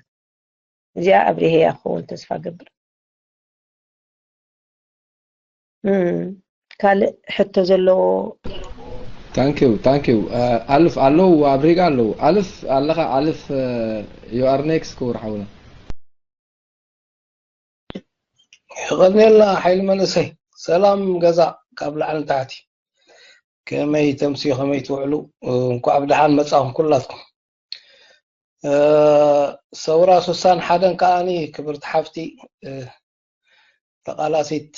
برتع طراي زون عقفتات تمصي اجوغي انس كلت حتى لو اني امتحان تحطو እቲ መደብ ክወፅእ ከሎ ማለተይ ፕላን ኣይነበሮ እንዲሁ እንከይርኪ እቲ ሰብ ሓዚኑ እንዳሓዘነ እዩ ኣብቲ ታሽሙ ነይሩ ማለት እዩ ቅድሚ እቲ ኩናት ምዃኑ ይሓዝን ነይሩ እቲ ሰብ ገለ ነገር ጌጋ ነይሩ ማለት እዩ ሕጂስ ቅድሚኡ መደባት ኣይነበረኩም እንዲሁ ፕሮግራም ጌርኩም ኣውፂኢኹም ከምቲ ናይ ቀደም ዝኸይድ ዝኾነ ሰላማዊ ሰልፊ ኣይነበረ እንዲሁ ሓደ ካልአይቲ ኸኣኒ እንታይ ኣድለ ኣብድኻ ሙዒልኩምስ ናይ ህፁፅ መሪሕነት ምምራፅ ኣነ እዚኣ ንዓይ ምርዳእ ኣብያት ንላ ንምንታይ ዳሕራይ ዘይከውን ንምንታይ ኣድልዩ ሽዑ ኣብቲ ህፁፅ ደኺምኩም ከለኹም ሙሉእ መዓልቲ ውዒልኩም ንከታተለኩም ነርና ማለት እዩ ወላ ተኣኺባኹም ከማን ንከታተሎ ነርና እንታይ ዓይነት ፍልሊ ነይርዎ ወላ ተዘይሰማዕናዮ ንርኢ ነርና ማለት እዩ ኣብ ዩቱብ ድዩ ኣብ ፌስቡክ ሰድዎ ነይሮም ሕጅስ እንታይ ኣድለ ሽዑን ክኸውን እቲ ናይ መሪሕነት ምምራፅ እንታይ ኣዛ ምስጢር እዚኣ ኣይበረሃትናን መላእ ኣብኣ ክልተ ማይክ ንሓፍ ኦኬ ቴንክ እወ ልክዕ እዩ ሕጂ እሳ ናው እቲ ኣብ ዲሞንስትሬሽን ዝነበረ ዝረኸብኮ ብዙሕ ህዝቢ መፅኡ ንፋለጥ ሓዘተኛታት እዮም ምክንያቱ ሕቡእ ታስክ ፎርስ ክኸይድ ሓይሊ ዕማም ዝብል ኣብ ፌስቡክ ከፊትካ ብዘይ ገድስ መን እዩ ኣይገድስን እዩ ዝብል ወላ ምስ ግሉፅነት ምስ ተገብረ ድሕሪ ግንደይ ግድል እዩ ግልጽነት ተገይሩኮ ኣብዚ መጽኦም ምስተዛረቡ ንሕና እውን ኣብ ኣኼባ ኣቲና ምስ ኣኼባ ኣቲ ኣነ እውን ምስተዛረብኩ ድሕሪኡ ውን ካልኦት ተቃለስቲ ውን ኣብ ፌስቡክ ወጽኦም ውን ዋዕዋዕ ኢሎም ነቲ ጉዳይ ከማን ሃገራውነት ኣይኮነን ዝዓለመ ወገንነት ተዘይኮይኑ ሃገራዊ ጉዳይ ንስራሕ ዝበሃል ምስተበለ ነዚ እዚ ሕቡእ ታስክ ፎርስ ዝነበረ ንዓኣ ንምትግባር ድማ ቀጻልነት ኣብታ ኣኼባ ከኣኒ ዓብይ ውግእ ዝነበረ ኣብኡ ቀዳይ ነገር በቃ ለምለም ፀሃየን ኣረጋይን እቲ ጉዳይ ምፍሕፍሓት ዝነበረ ደገ ወፂና ክንዓርቕ ዓብይ ፀገም ነይሩ መንእሰያት መሳኪን ኣብ ብርኪ ናይ ለምለም ለሚኖም ነታ ጉዳይ ብሰላም ክኸውን ኣለዎ ዝብል ኣብ ሕማቅ ኩነታት ነቲ ዋጭዋጭ ዝነበረ ተከታተልዎ ዝነበርኩም ከማን ዓብይ ፀገም ነይሩ ቀዳይ ነገር ቶም ዝመርሑ ዝነበሩ ቅድሚት ኮፍ ኢሎም ነቲ ገዛ ክመርሕዎ ኣይከኣሉ ንምንታይ ፀገም ካብቲ ሽግራት ንላዕሊ እዩ ነይሩ እቲ ፀገም ምክንያቱ እቲ ሕቡእ ኣጀንዳ ዘይዕግበት ትብላ ዝነበር ፀኒሓ ንሱ ኣቀይምዎ ፀኒሑ ፍርቁ ከዓ ኣብቲ ኣኼባ ኣይስማዕን እዩ ነይሩ ዕድል ኣይዋህን ነይሩ ኢሉ ዘልዕል መደብ ዝብል ስርዓት ዝብል ክምድብ ነቲ ገዛ ኣይከኣልናን ነዝወሃብ ነቲ መመሪፅካ ሰብ እዩ ነይሩ መሪፁ ሰብ ዝሃበ ዳሕራይ ናብዚ ኣኼባ እዚ ኣትሊስት ንሽዱሽተ ወርሒ ገለ ሽማግለሲ ንግበር ዝብል ከዓ ነይሩ ማለት እዩ ካብኡ ዶክተር ኣልማዝ ኣርኣያ ናይ መድረክ ኮሚቴኣ ምስኦም ዘላ መፂኣ ኣብኡ ኣትሊስት ሽዱሽተ ወርሒ ዝብል እዩ ስለምንታይ ሽዱሽተ ወርሒ ይድለይ ኣሎ ኣኼባ እዚ ዘሎ ኩሉ ዲያስፖራ ተቃላሳይ ከኒ ኣብ ብሓባር ሓቢርካ ክትግበር ዘለዎ ታስክ ፎርስ እንታይ ዝመሰለ ዝዓለመ እዩ ሙሽ እዚ ጉዳይ እዚ ተሪፉ ሕጂ ኣኼባ ጥራሕ ጌርና ንኺድ ተባሂሉ ስለምንታይ እዚ ሽማግለ ዝብል እውን ነይሩ እዩ ወገነይ ዘኽብሮም ሰባት ዝመረፁኒ ስለ ኣኽብሮት ናቶም ስለቶም ኣኽብሮት ነቲ ኩሉ ነገር ኣቲና እውን ክንዕርዮ ኣገባብ ክንትሕዞ ተዘይኮይኑ እምበር ንዓይ መቃለስቲ ብፆት ኣልዮምን ኮይኑ ይኮንኩን ኣነ ነቲ ኮሚቴ ክምረፅ ከለኹ ከማን ኣቢልዮ ግን ካልእ ትረፍ እቲ ፕሮሰስ ነካይዶ ዝነበርና ኩሉ መደብ ገይሩ ክኸይድ ኣገባብ ሒዙ ክኸይድ ከዓ ኣትየ እውን ከም ተቃላሲት ነዚ ጉዳይ እዚ እውን ተበረህ ክኢለ ማለት ተዘይነብር ነዚ እውን ኣይምበረህን ነይሩ ካልእ ምክንያቱ ይኸውን ኣሎ ሕጂ እውን ብጎናዊ ደብዳቤታት እናተሰደደ ወላ 4 ኩኑ እምበር ብዘየገድስ ወላ ሙሉእነት ኣይሃለዋ እታ ሽማግለ ኣይግድን ዝብል እዩ መፂና ዘሎ ሎሙ ድማ እዚ ሕጂ ነዛ ሕቡእ ዝነበረ ቀጻልነት ክትከውን ክኢላ ኣላ ወላ ኣብቲ ውሽጢ ሽማግለ እንዳኣተው ድራፍት እንዳፀሓፉ ተቀበልዎ እንዳበሉ ኣነ ብወገነይ ከም ተቃላሲት ኣይቅበሎን መደብ ክስራዕ ኣለዎ ቅርፃ ክትሕዝ ኣለዋ ኩሉ ሙሉእነት ሽማግለ ክህልዎ ተተዋሃብናዮ ካብ ገዛ ክንብል ኣለና ናብቲ ዝመረፀና እውን ክንምለስ ኣለና ናብ ሓፋሽ ህዝቢ እውን ታሕቲ ክንወርድ ኣለና ኣነ እዚ ዲሞክራሲያዊ ማእከልነት ሓፋሽ ዝድግፎ ዝደሊ እቲ ካልእ ሸነኽ ግን ኣይደልን ስለዝኾነ ነዚ ሕጂ ደፋፊኦም ኣልማዝ ዶክተር ኣልማዝ ነዚ ጉዳይ እዚ ኣትሊስት እንዳተባህለ ምስ በዓል መንሽሙ ሙሴ ደፊኦም ናብዚኣ ጉዳይ እዚኣ ከውድቕዋ ዝኽኣሉ ተሪፋ ከላ እታ ጉዳይ ኣኼባ ጌርካ እዩ ክህየድ እምበር ታስክ ፎርስ ዝበሃል ነገራት ክቕፀል ኣይኮነን ዝበሃል ከማን ጠጠው ተባሂሉ እዩ እዚ ምክንያቱ ንኣሰና ኣማኒኤል ጠጠው ክብል ከም ዘለዎ ፅሑፍ ክፅሕፍ ከም ዘለዎ ፅሑፍ ፅሒፉ ፅሒብና ኣለና ኢሎም እዮም ድሕራይ ግን ኣብኡ መፂካ ግን ቃልሲ እዚታት እዩ ከይዱ ክነግረኩም ስለዚ እዚ ድማ እንታይ እዩ ወገነይ ወገንካ ንሕና ነዝገበርናዮ ክስማዕ ኣለዎ ክረአ ኣለዎ ክግበር ኣለዎ ዝብል እዩ ስታይ ኮይኑ ካብ ሃለዎ እምበር ተመሪፅና እውን ኣቲና እውን ትጋባብ ሕዝብን ተሰማዕነት እውን ኣይተረኽበን ምክብባር እውን የለን ማጆሪቲ የለ ብዝሕነት የለ እዚ እዩ ዘሎ እዚ እንድሕር ዘየለ ፍትሒ ካብዚኣ ጀሚራ ናብ ሃገር ክንከይድ ተዘይኮይኑ እዚ ኢሳያስ ጉጅለ ሰዓብቱን ዝገብሮ ዘሎ ማለት እዩ ተስፋ ገብር ኣብሪሄልካ ክኸውን ኣለፍ ኦኬ እስከ ቀጽሉ ካልኦት ኦኬ ክንቀጽል ኢና ኣለዎ ብሪጋ ካምቦኒ ኣለኻ ተኾንካ ሪጋ ናትካ ያ ካምቦኒ ኣለዎ ስማዕ هو سمعنا اوكي ثانك يو انا انتهي من وركسي قرب المح قربي تقدرت خديجه እንታይ እምበልኩ ብቐዳምነት ኣብቲ ኣኼባ ናይ ወርሒ 8 ጀነቫ ዝተገብረ ከምዚ ንስኺ ትገልጽዮ ዘለኺ ኣነ ኣይነበርኩን ኣብኡ ግን ከም መግለፂ ብናትኩ መግለፂ ንሓኸይድ ኮይነ ንስኺ ዝተመረጽ ከሉ ኣብ ደገ ከለኺ ዕርቂ ናይ ለምለም ፀሃየን ናይ መን ወዲ ሓጎስን ዝበሃል ተመሪጽኪ ሕጂ ንስኺ ከም ተጋዳሊት ከም ተመክሮ ናይ ሰውራን ናይ ምርጫን ኣብቲ ሃገራዊ ቃልሲ ዝነበርኪ እቲ ዝነበረ ተጋድሎ ሓርነት ኤርትራ ህዝባዊ ግንባር ዝመሃረኪ ናይ ኦርጋናይዜሽን ከመይ ገይሩ ይኸይድ እቲ ዝወሃበኪ ምርጫ ንዕኡ ተቐቢልኪ ብምኻድኪ ሓደ ሕቶ እዩ ኢንፋክት ምክንያቱ እንታይ ከምቲ ኣብቲ ውሽጢ ኣኼባስ ንስኺ ክትዓርቂ ደገ ወፂኺ ኣብ ውሽጢ ኣኼባ እንታይ ተዛሪቦም ንስኺ ትፈልጥዮ ነገር የብልክን ግን ተቐቢልክዮ እዚ ስለምንታይ ተቐቢልክዮ ሓደ ሕቶ እዩ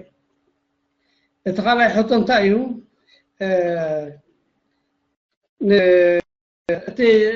ሕጂ እንታይ እዩ እዚ ሕጂ ሓበሬታ ትህብና ዘለኸ ድማ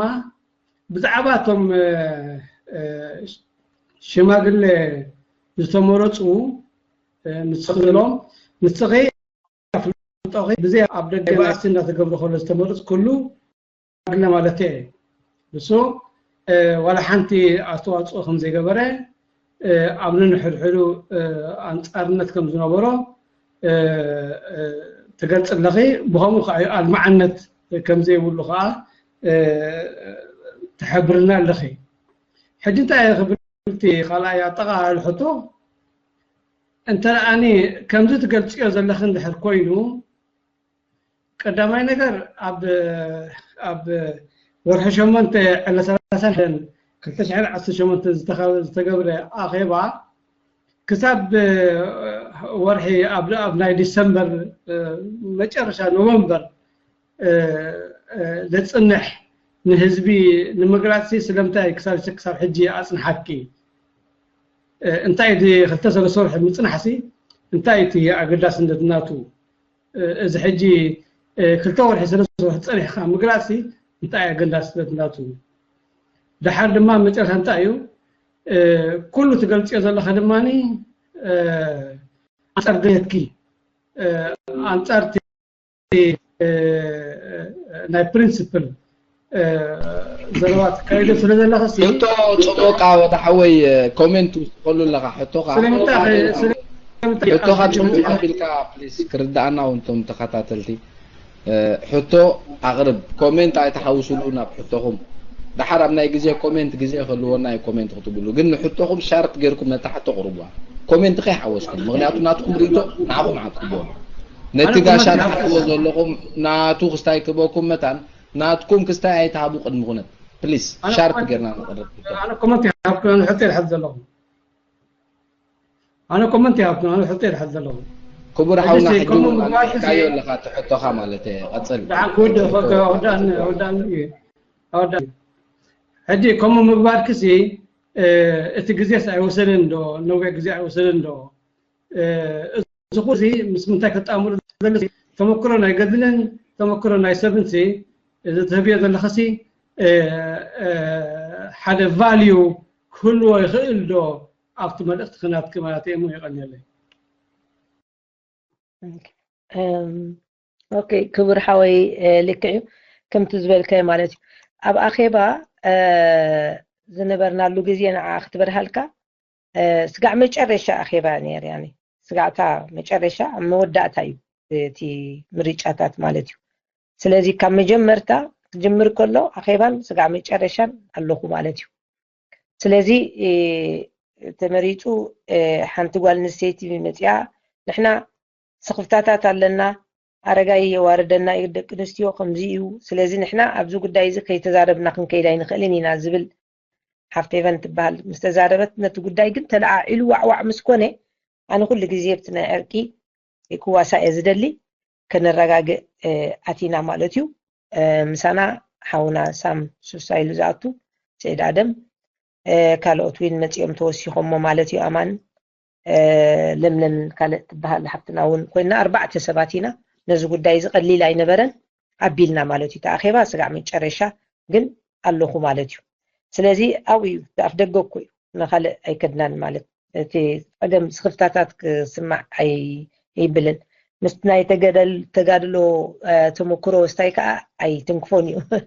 እሱ ስለ ዘሎ እንዲዳ እሞ ኣማዛዚና ንሁሉ ለና አይና ድማኒ ኣብቲ ሽማግለ ተቀቢልናዮ ስለምንታይ እቲ ፀገም ትሽግርቲ ሃገራዊ ቃልሲ ክንህሉ ወለና ሃሊና ኢና ንክንብድሆ ንኽእል ዝብል ካብቲ ሓደ ዘይ ሓላፍነታዊ ጉዳይ ስራሕዎ ባዕዱ ኮይነ ዘይምርኣይ ዘይ ሓላፍነት ዊኖ ዘይምባል እዩ ኮይኑ ይስማዓኒ ዝሓወይ እቲ ካልእ እቲ ዝበልካዮ ነዊሕ ግዜ ውሽጣዊ ኣሰራርሓ ንማንም ሰብ ከይድካ ከምዚ ኢልካ ኢልካ እንዳበልካ ይኩን ካን ሓደ ሽማግለ እንደሪፁ ወላ ኮሚቴ ይኩን ወላ ውድባዊ ስራሕ ይኩን ገለ ውሽጣዊ ኣሰራርሓ ኣለዎ ኩሉ ኣብ ደገ ኣውፂ ይኮነን ኣብ ውሽጢ እዩ ሰሪሑ በቲ ውሽጣዊ ሕግታት ዘለዎ ተመሪሑ ንጋደል ነርና ናብቲ ቁኑዕ መስመር እዚ እዩ ዝግባእ ኣገባብ ሒዙ ክኸይድ ኣለዎ ቅርፃ ክትገብር ኣለዋ ዝመፅእ ማጆሪቲ ኩሉ ዘለዎ ሽማግለ ኩሉ ብዙ ዘለዎ ሽማግለ ወገንነት ዝዓለመ ዘይኮነ ሃይማኖታዊ ጉዳይ ዘይኮነ ታይዳ ሃገራዊ ጉዳይ ሒዙ ናብ ህዝቢ ክንወርድ ስለ ዝኾንና ህዝቢ ክቅበለና ዝኽእል ክንገብር ኣለና ዝብል እዩ ነይሩ ስለዚ እቲ ጉዳይ ኣብዚ መፅኦም ዘይሰርሕ ከሎ ሰርሕ ኣሎሞ ንሕና ብሰንክታ ሽማግለ ከይዳ ናብ ኣብይ ፅሒፍና ዝበሃል ነገር ምሰበለ ግን ጠጠው ክብል ከም ዘለዎ እዚ ወጊድ ምክንያቱ ክድገም ይሕጅውን ዘይጉሉጽነት ታስክ ፎርስ ክመጽዩ ከምቲ ዝገለጽ ኩልኩም ናይ 31 ቀጻሊ ዊን ኮይኑ ተቃሊስካ ማግለ መሪጽካውን ብግዲኡ ኮይኑ ተመሪጹ ኣቲውን ሕጂ ንህለት ጉዳይውን ብደጊ እዩ ተካይዶ ዝደለይ ዘሎ ሰብመር ኣብቲ ውሽጢ ዘለና ኮሚቴ ክነካይዶ ኣይፍቀደናን እዩ ዘሎ ስለዚ ብደገ ዘሎ ኣካል ዘካይዶ ድማ ከምዚ ጌርካ ኣብቲ ህዝቢ በፂካ ኣኻነቲ ህዝቢ ዝመረፀ ተልዩ ነዚ ጉዳይ ዝፈሊጡ ጽባሕ ከይዳናገር ኢና ንብል ዘለና ስለዚ ግዜ ወሰደን ስጋዕ ግዜ ዝወሰድኡ ኻኒ ብዝርርብን ብይህን ክፍታሕ ከም ዘለዎን ክንዕሪን ኣገባብ ክንትሕዝን እዩ ረስተ ወርሒ ወሲዱ ማለት እዩ ስለዚ ተሰማዕነት ግን ኣይተረኽበን ተስፋ ገብር ኣብሪሄርካ ክኸውን ክብርሓው ኦኬ ክንቀፅል ኢና እወ ንሓድነት ኣለኻ ክብርሓውና ሰላምካ ማይክ ንዓኻ اوكي يغني لي حي لمنسي سلام كبرت حبتي سورا انكو عبس ابقعكي مجمريا يمسكنكي نزخلو خاب سبعتاتاتي اسكزتقالسي كبريا غباكيو بتعمي زخونه خوينا انا بحتي كاتو حتي انت اخاتو دس ديبلاني خابتن دملش كينا لوا سلازي انت اخ بدلي ابتن ناي ورح شدشتي انا تساتافي نيرندي ابتن ناي ورح شدشتي تسا دغبركم اون بسنك زي معكم اتم شماغلتاتيو 300 خمس وعيلو باكيلو او يتحقوس كنا 300 مصيو ناي بحقي ادالاو دخونه حزبي لمالتيو ابتناي كراي جن ناي 30 حدن جن عود دونيرو يلك حيل من زي عود هاي نبرن الكيو كمي مالتي عود داي نبرلا كاب شدشتشح كساب شعاتشح زغمت حزبي امو بتحقوس زنبر حزبس كمي غيري دادي عود يتكال عيك الله منها قال عيك الله بجها بحطي مني علي له بجام سواء غين كعنقفنا سورانا قتل كبرها سورانا نحب هذه حراج انا حبل سلازم انت اخ بدلي كابشو تشتشك شو عتشح نيرو ابينا يدي حقس انا حد الناس حقس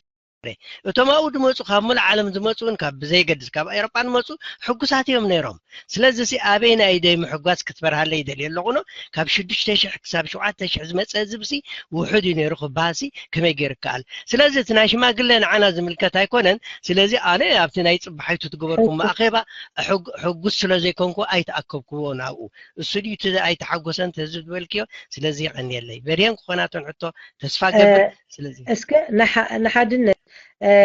ማለት ኣይተሓዋውሳ ግን እቲ ናይ 22 ዝነበረ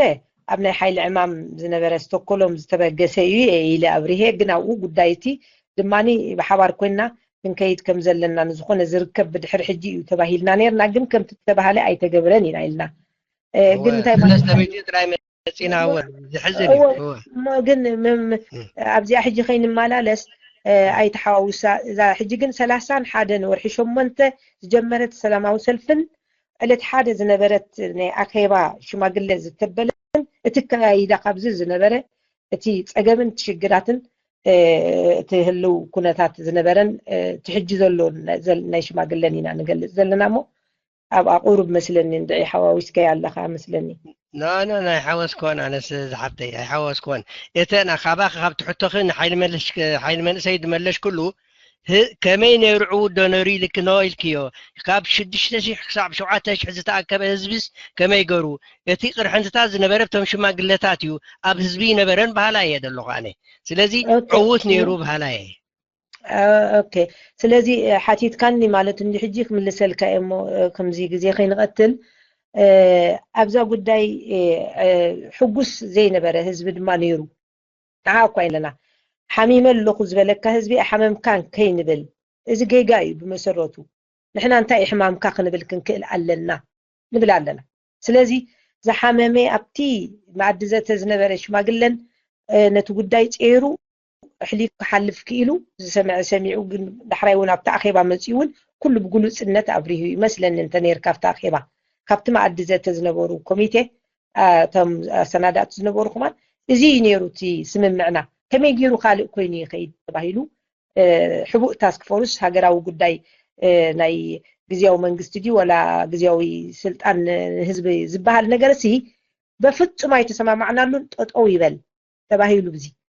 سلازي أبتي ديمونستريشن أنا زفلت أو أكل رخب كوخة بزح حزنتنيا بزح قرمرم زبل بزح بزي ناي تاسك فورس حبوق زنبرة حي العمامي الكاتسيكا بزي قدس منيخا تايخان دا تبهلي زقيد زنبر خا بزي قدس زي كونه جن أقدس وجن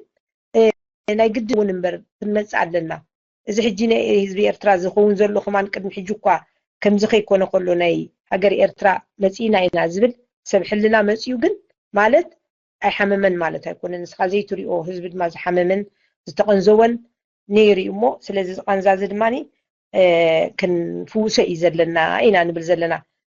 سلازي بوغن كادما نسو حيل ميزان لك أنا ما حيل ميزان ناتي دما زرقبكم أكلات بصوتي حواتي حاتي دما زحممان زتقنزوان حزب لان دما نيريف جن مسؤول أبتي سلامة وسلفي تقايدو بعدتيو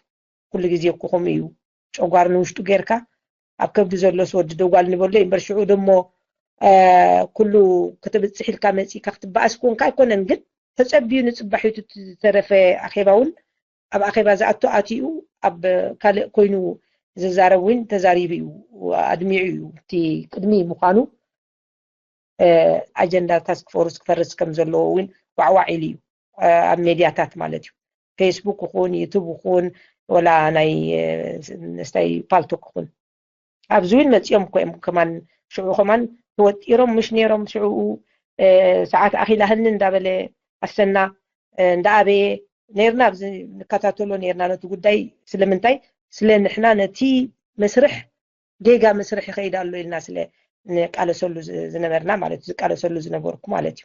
سلازي خمزي ونيرو سلازي تملي سلك خون تسفى قبر اوكي ثانك يو سورا عراي تبو انا مليشات لاقن انا شكر لا اخيبا يبلي شكر اخيبا ايدقفوني او دعني ابونا ولا اخيبا بسلام سيلفي كونن بسلام سيلفي هو نساء ابنا اخيبا بحفشو هو انا حدنت قندي افتينا اخيبا قندي ثانك يو وانا حدنت كنقصل متان صبوق علىها او ايكونن impartial justice I think my area impartial حالي ما نسي thank you سلام كلهم قاعدة أنا سي don't take it personal جن personal question حتى كي بحبو تمرت إيش ما قلنا نرم دحقيقة بحبو تمرت الكيوم بحبو تمرت يوم first question ناتيسي بحبو تمرت أس كم السغس لم تاخي أفتش ما قلنا أتيخي condemn دي قبل كابو خلا خطراي كما يقولك السم تخونت يوم ما جريتو كان يحبوا يا تكون حجس لم تاخي اندورس جركس اتيخي نسخت بارتيسيبانت جركي كونديم دي جبركم سكند كويشن كا بعد ارجاي دلو وطعش ما قال خم دي كون نافلت كا ارجاي ابيز جبره هملي تجبر دك أنستيو كلش أفتش ما قلنا نسخ سلمتها خاتيخي زي أسي personality أنت ethics إذا condemn غير كايو أيت أتون ولا participate كمان أيت جبر الموزيو أنا سلمتها خا نسخ نفسه أفتش ما قلنا أتيخي condemn غير كي تطو ديبل كي ترديك ندو زين كل كحطي ترديكم ندو أنا الله خير اوكي اوكي مالت هو personality هو اوكي እንታይ ማለት እዩ እዚ ሕጂ ኣብቲ ኣኼባ ዝነበረ ነቲ ጉዳይ ከም ዝብራህናሉ ሕጂ ምናልባት ደንጌኻ መፂካ ከይትኾን እምበር ከም ተቃላሲት ኩሉ ግዜ ናይ ሕልና ጉዳይ እዩ ኣቲኻ እቲ ፕሮሰስ ይከታተሎ ስለ ዝነበርኩ ጉዳይ ኣገባብ ሒዙ እውን ክኸይድ ኣለዎ ካብ መጀመርታ ከምታ ዝበልና ቅድሚ ሕጂ 22 ዲሞንስትሬሽን ጌርና ብሓባር እውን ዝመፅእ ዘሎ ዲሞንስትሬሽን ክንገብር እውን ብምያጣትን ዝርርባትን ፀኒሕና እዩ ኣብኡ መሰረት ከኣጋ መስርሕ ናይ ታስክ ፎርስ ሕቡእ ግልፅነት ዘይብሉ ክኸይድ ምስ ረኣና ድማ ከም ተቃላሲት ብሕልና ጠጠው ኢለ ነዚ ጉዳይ እዚ ይቃላሰሉን ብድሆታት ይገብረሉን ስለ ዝነበርኩ ኣብቲ ኣኼባ ኣትየ እውን ግድነታዊ ይኸውን مستمرزكو تقبيله بدليتي بعقبتي تقبلنت غير دما اتي نت غداي ابا غباب حيزو خيد كم زلوون كنقالس اي كالنا نحجون كون نمنتاي كابت مجمرتا تحيزو تي زقصل زلو نسو سلازخونه سلاز وجيد نبلو ايز زلوخمو نسي نمنتاي اتي خزبحال كا انا كل غزي اب قالسي تساتفنت غيركا اتيخا كتبده زلكا قالاساي قالسالو غدن يبلو زين اوكي قصلي حيل منسي هردا راي حيل منسي مايكا جميل الله تي 4 ناتا جميل لموني كرب خزلكا خافتاك ريد القسلو كبر حوي ريد القسلو ما حيل منسي فتنا كلاشا تعقسنا صرانا ريد اوف غير له اوكي alright I think I been many نيرو تزي تاغي I been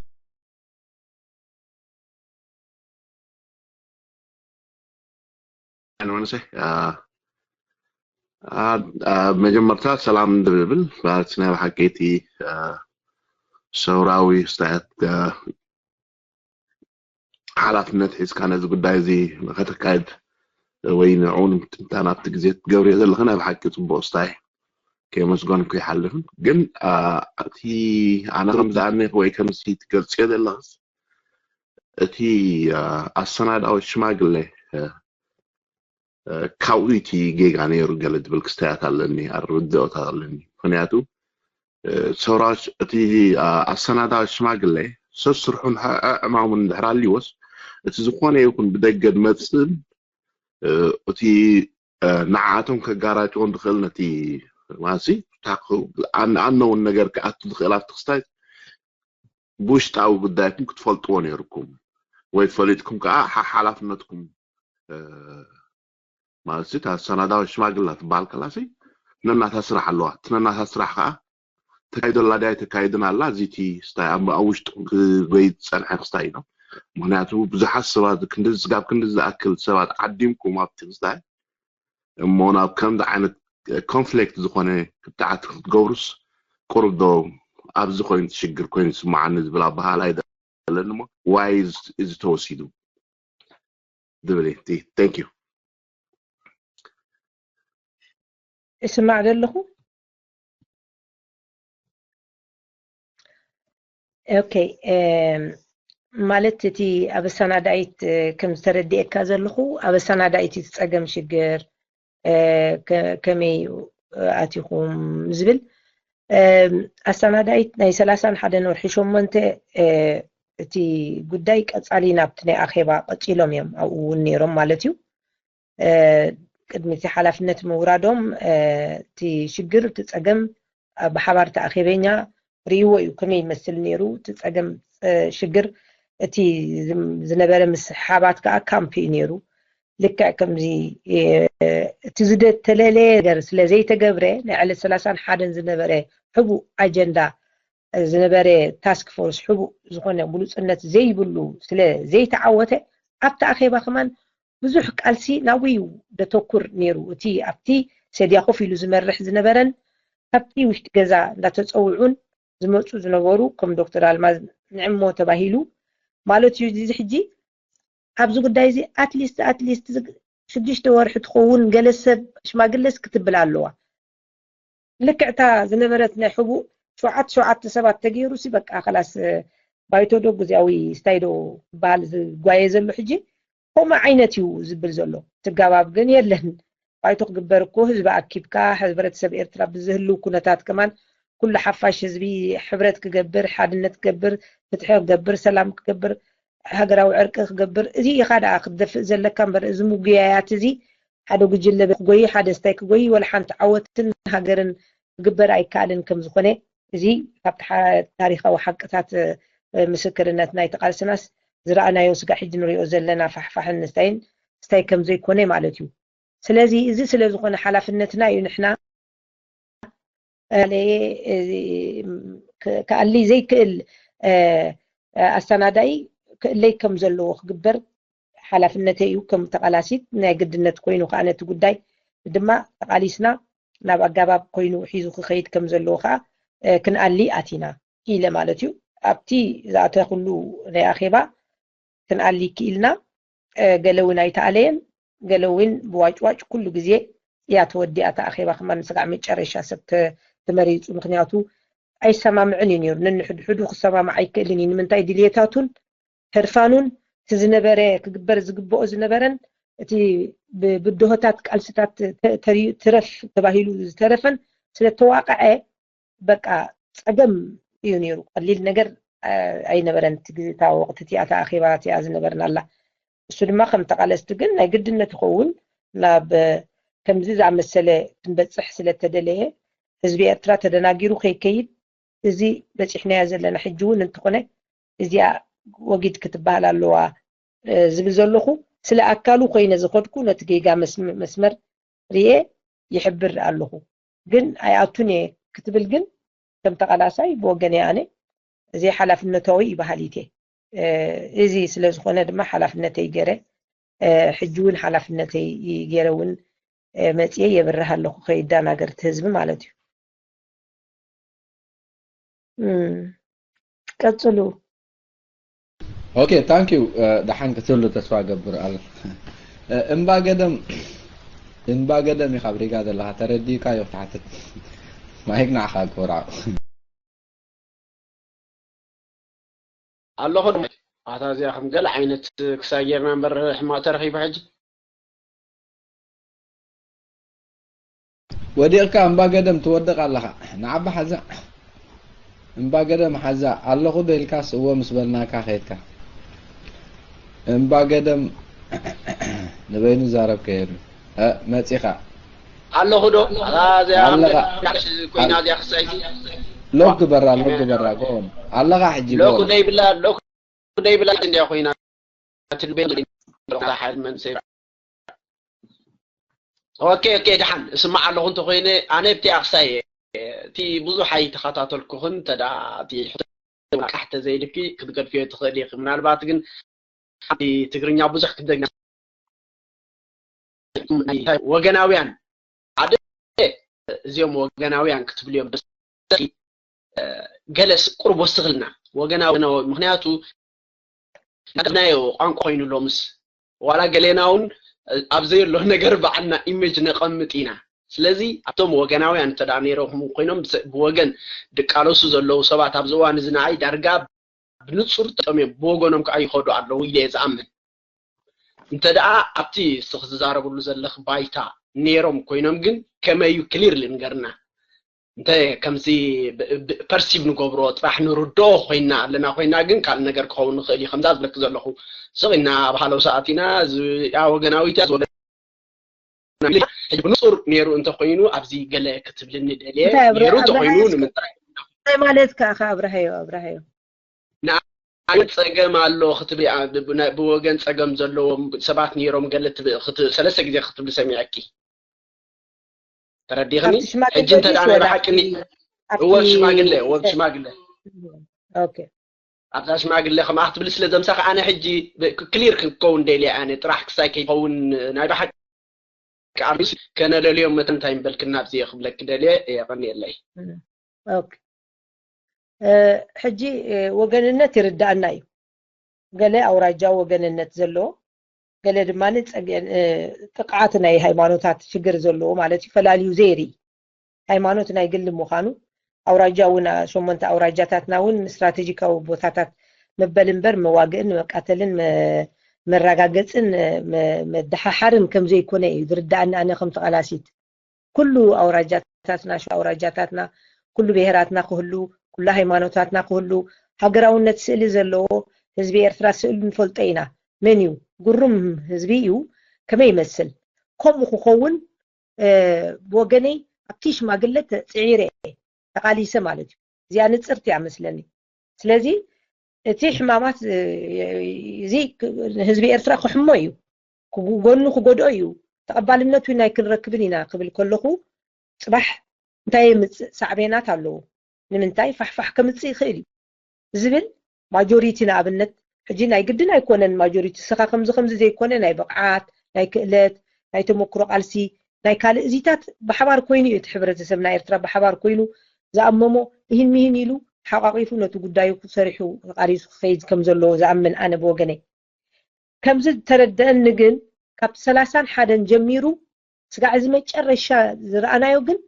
ወላ ኣብቲ ዕለት 22 ዝነበረ እውን ንርኢ ፀኒሕና ኢና ኣብኡ እውን ዘይብሩህ ጉዳይ ይኸይድ ፀኒሕ እዩ ኣቱ እንታይ እዚ ትሪኦ ኢኻ ካብ ሓደ ጉጅለ ጥራሕ ክትርኢ ከለኻ ካብ ሓደ ኣውራጃ ጥራሕ ካብ ሓደ ገለ ክትርኢ ከለኻ ከም ተቐላሳይ ኣነ ብወገነይ ግን ኣብ ኩሉ ሕብረ ብሄር ብዝሕነትና ብሕብረ ብሄራትና እዩ ስለዚ ክህሉ ብምሉኡ ብዙሕነት ክትብል ብፍላይ እዛ ሽማግለ እዚኣ ናብ ህዝቢ ወሪዳ ናብ ሓፋሽ ነቲ ዝመስላ ኩሉ እንተደኣ በብሸውዓተ ክመፅእ ኮይኑ ክንወርድ እንድሕር ኮይና ንሳ ክትቅበለና ህዝቢ ክቅበለና ኩሉ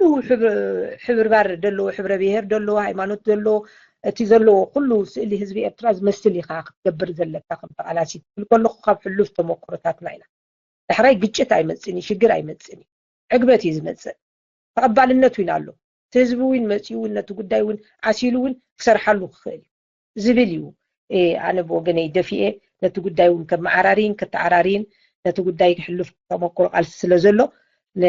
ደይተኻእለ ዝብል ዘለኹ ስለዚ ነይሩ እዩ ሕጂ እዚ ብግሉፅነት ኣውራጃዊ ስታይ ባህል ፀጊዕነት ዘለዎ ሃይማኖታዊ ፅዕነት ዘለዎ ነዚ ጉዳይ እዚ ትብሎ ዘለካ ንስኻ ኣይሰምዓካን እየ ክብለካ ከሎ ዝኾነ ይኹን ነገር እዚ እንታይ ክኸውን ዝኽእል ምክንያቱ ንስኻ ናትካ ሕማም ኣይግድሸንን እዩ ናይቲ ካልእ ህዝቢ ሕማም ከማን ኣይግድሸንን ናተይ ጥራሕ እዩ ዝግድሸኒ ዘሎ ሕማም እዚ ስለዚ ነዚ ምፍዋሱ የድሊ ንሕና ኢና ድማ ክንፍውሶ ዘለና ይብላ ኣሎ ተስፋ ገብር መልሰት ታንኪዩ ክብርቲ ጋሻና እንድሕር ዘይተረዳእኩም ሕቶ ሬጋ ሒዝኩም ከም ገለ ንዓዓ ከም ትርዳእታ ሕቶ ገይርኩም ከተቕርብዋ ትኽእሉ ኢኹም ክቡራት ተሳተፍቲ ኣብ ሬጋ ዘለዎ መታን እንዳተቐባበልና ነቲ ጉዳይ እንዳበላሓልና ክኸይድ ይኽእል እዩ ናይ ግድን ኣይኮነን ምስ ጋሻና ክንተሓላለኽ ሓደ ግዜ ነቲ ሕቶና ብዝያዳ ክነብርሆ ሬጋ ሒዝና ካልኣይ ግዜ ኣቃምም ኣቢልና ነቕርባ ንኽእል ኢና ደንበ ሻም አይ ቲንክ ተዘይተጋገ እምባገደም ይትካሓፍ ኣብ ሬጋ ኸይነውሐት እምባገደም ሬጋ ሓዝ ደንበ ሻም ናትካ ሬጋ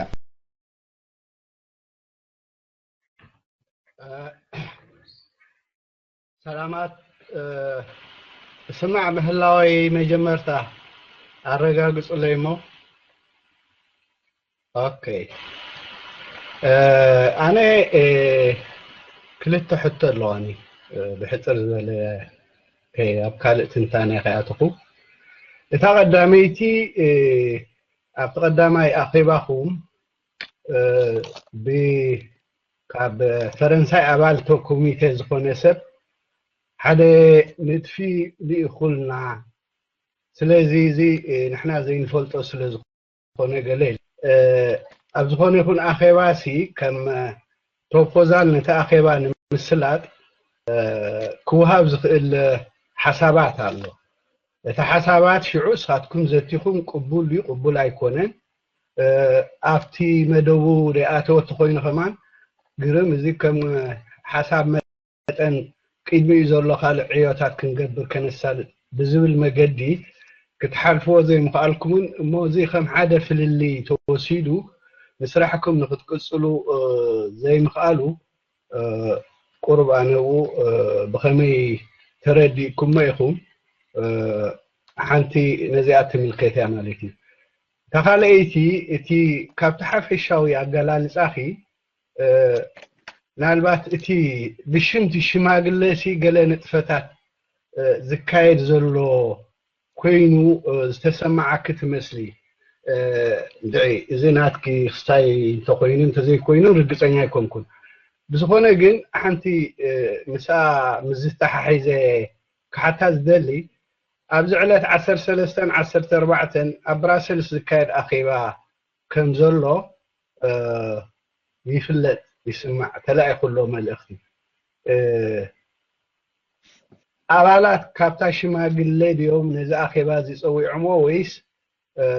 سفح زبال أخيبا صار 450 مدكسن مجوين زتتحزل له أخيبا مخانو ذهب حبريت الله استسدم الأخت الله زي مسزين إذا سويس كوميتي كاب سويسرلاند كاب جنيف زوسات كوميتي تتحازي زبل حدا زرباتاتو نسمعي سلازي السقي اتفلت يو نقرات انتهى له زعبا ذا أخي بازي زين كنت حتى زين كنت ملسلي برهن كونا تسفى قبر يغني اللي ثانك يو مايك فري زعبا برازيل قن قاشانا ودي أركن لخي مايك فاليوم تفي الله هم قال لي زعبا براسل مسبالكي تطويل الله اسكي قاشانا مايك اتخاخد يا أورو سأجنا تدلي على مايك أنا سمع كله تسفى قبر كبرتي قاشانا خديجة محمد طه صورة سان حدا ما تغلق جيجو هجم مايك مثلا قال يستيقظون له سكتشات قبروا ابن البات اسم عدل له حجي اسم اوكي مو تايكب لي لي ابتي تا زبل كايا كاب فرنسا برهان ابراهام سلازي ابريهيو سلازي نوركو بزح زي قينقتل بيدونا نو تاب شماغله قرصاي خيغبرنا الله داتتصبنا نصبي علناس ካብቶም ኩሎም ሽማግለታት ክንረክቦም ቶም ንዓና መሪፆም ተቀቢሎም ስራሕ ክቡና ሓደ ሙሴ ጥራሕ ከይንረክብ ምክንያቱ ቶም ዝመርሑ ዝነበሩ ንሶም ክንረክቦም መሰልና እዩ ንምንታይ ሙሉኦም ነቲ ጉዳይ ስራሕ ደጊፎሞ ማለት እዩ ብሓደ ይኮነን ንምራሕ ነይሩ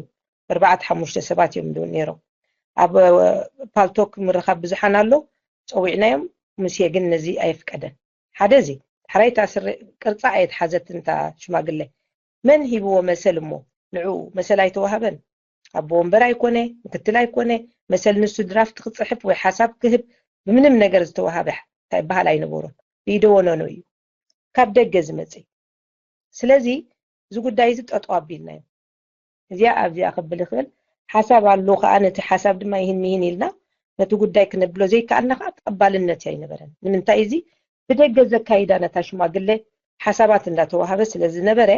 ሓሳብ እዚ እዩ እንዳተባህለ እቲ ውሽጢ ሽማግለኒ ይህን ንብሎ ዝነበርና ኣብ ሊልዎ ዝነበረ ጎናዊ ደገ ዝመጽእ ጉዳይ እዚ ክኸውን ኣለዎ እንዳተባህለ እዩ ኸይዱ 3 ወርሒ ስለዚ ሓሳብ ናይ ይህን ምስማዕ እውን ኣይክብልን ናይዚ ናይ በልጅየም ዝሓተትካ ግን ኣብዚ በዛ መደብ ናይ 31 ኦገስትን ናይ ዕለት 1 ንስታይ ስለ ዝኾነት ካብዚ ዝፈልጦ ነገራት የብለይን ኣነ ተዳ በخمسة ብሎ ዘለኻኑ ብዛዕባኡ ምንም ነገራት ስታይ የብለይን ኣነ ማለት እዩ ታ ሽማግለ ታይ ያቢላ ትብል ዘላ ክበሃል እንድሕር ተኻይሉ ግን ናይ ቦገነይ እዚ ጉዳይ እዚ ኣይፈልጦን تدع خوينو جن وجد كنملي زلنا مغنياتو راح زي حازت شماقله وزي تمرات أجباب زي حازت ملؤنت زي بالله يلا شماقله زي سرحت زي توهبت تقول داي قبرو زي قبرت كيدا ختبصح زلو عند حر كوينو تفلط لك خونكا بوغن كان داي وغني جن زفلط اوبزو قداي زغن يلن زي بزعبا زناي بلجم مالتيو سلاز هاو تزي اتنا دما يحيش ما انت نابزي اناي 30 حدن نعلت حدا اخيبا ابقى نتوكر ابقى قد حطوني يدلي مالتيو بوغني كبرهالكم قصلوا موت يوم قالوا تانكيو غاشانا سمع الله سمع كله تسفى قبل تانكيو حتى تخم انت انا بلجيم دلا ابقال غزي نعاون كان قربان كندليان كنفتنا مالتي صبغت حتى ناي لوم مدبنا جن ناي علت 30 حدن ورحي شمونتن علت حدا ورحي 9 كنت شمونتن ينيرو مالتي او مثلا نتنجر اطلب بابلنا خنعزو خيغفحنا كاشاناون السو يحزو من سيدولو ناتو سمينار واتكرر مرحبا بك مايك نعخا كبر حو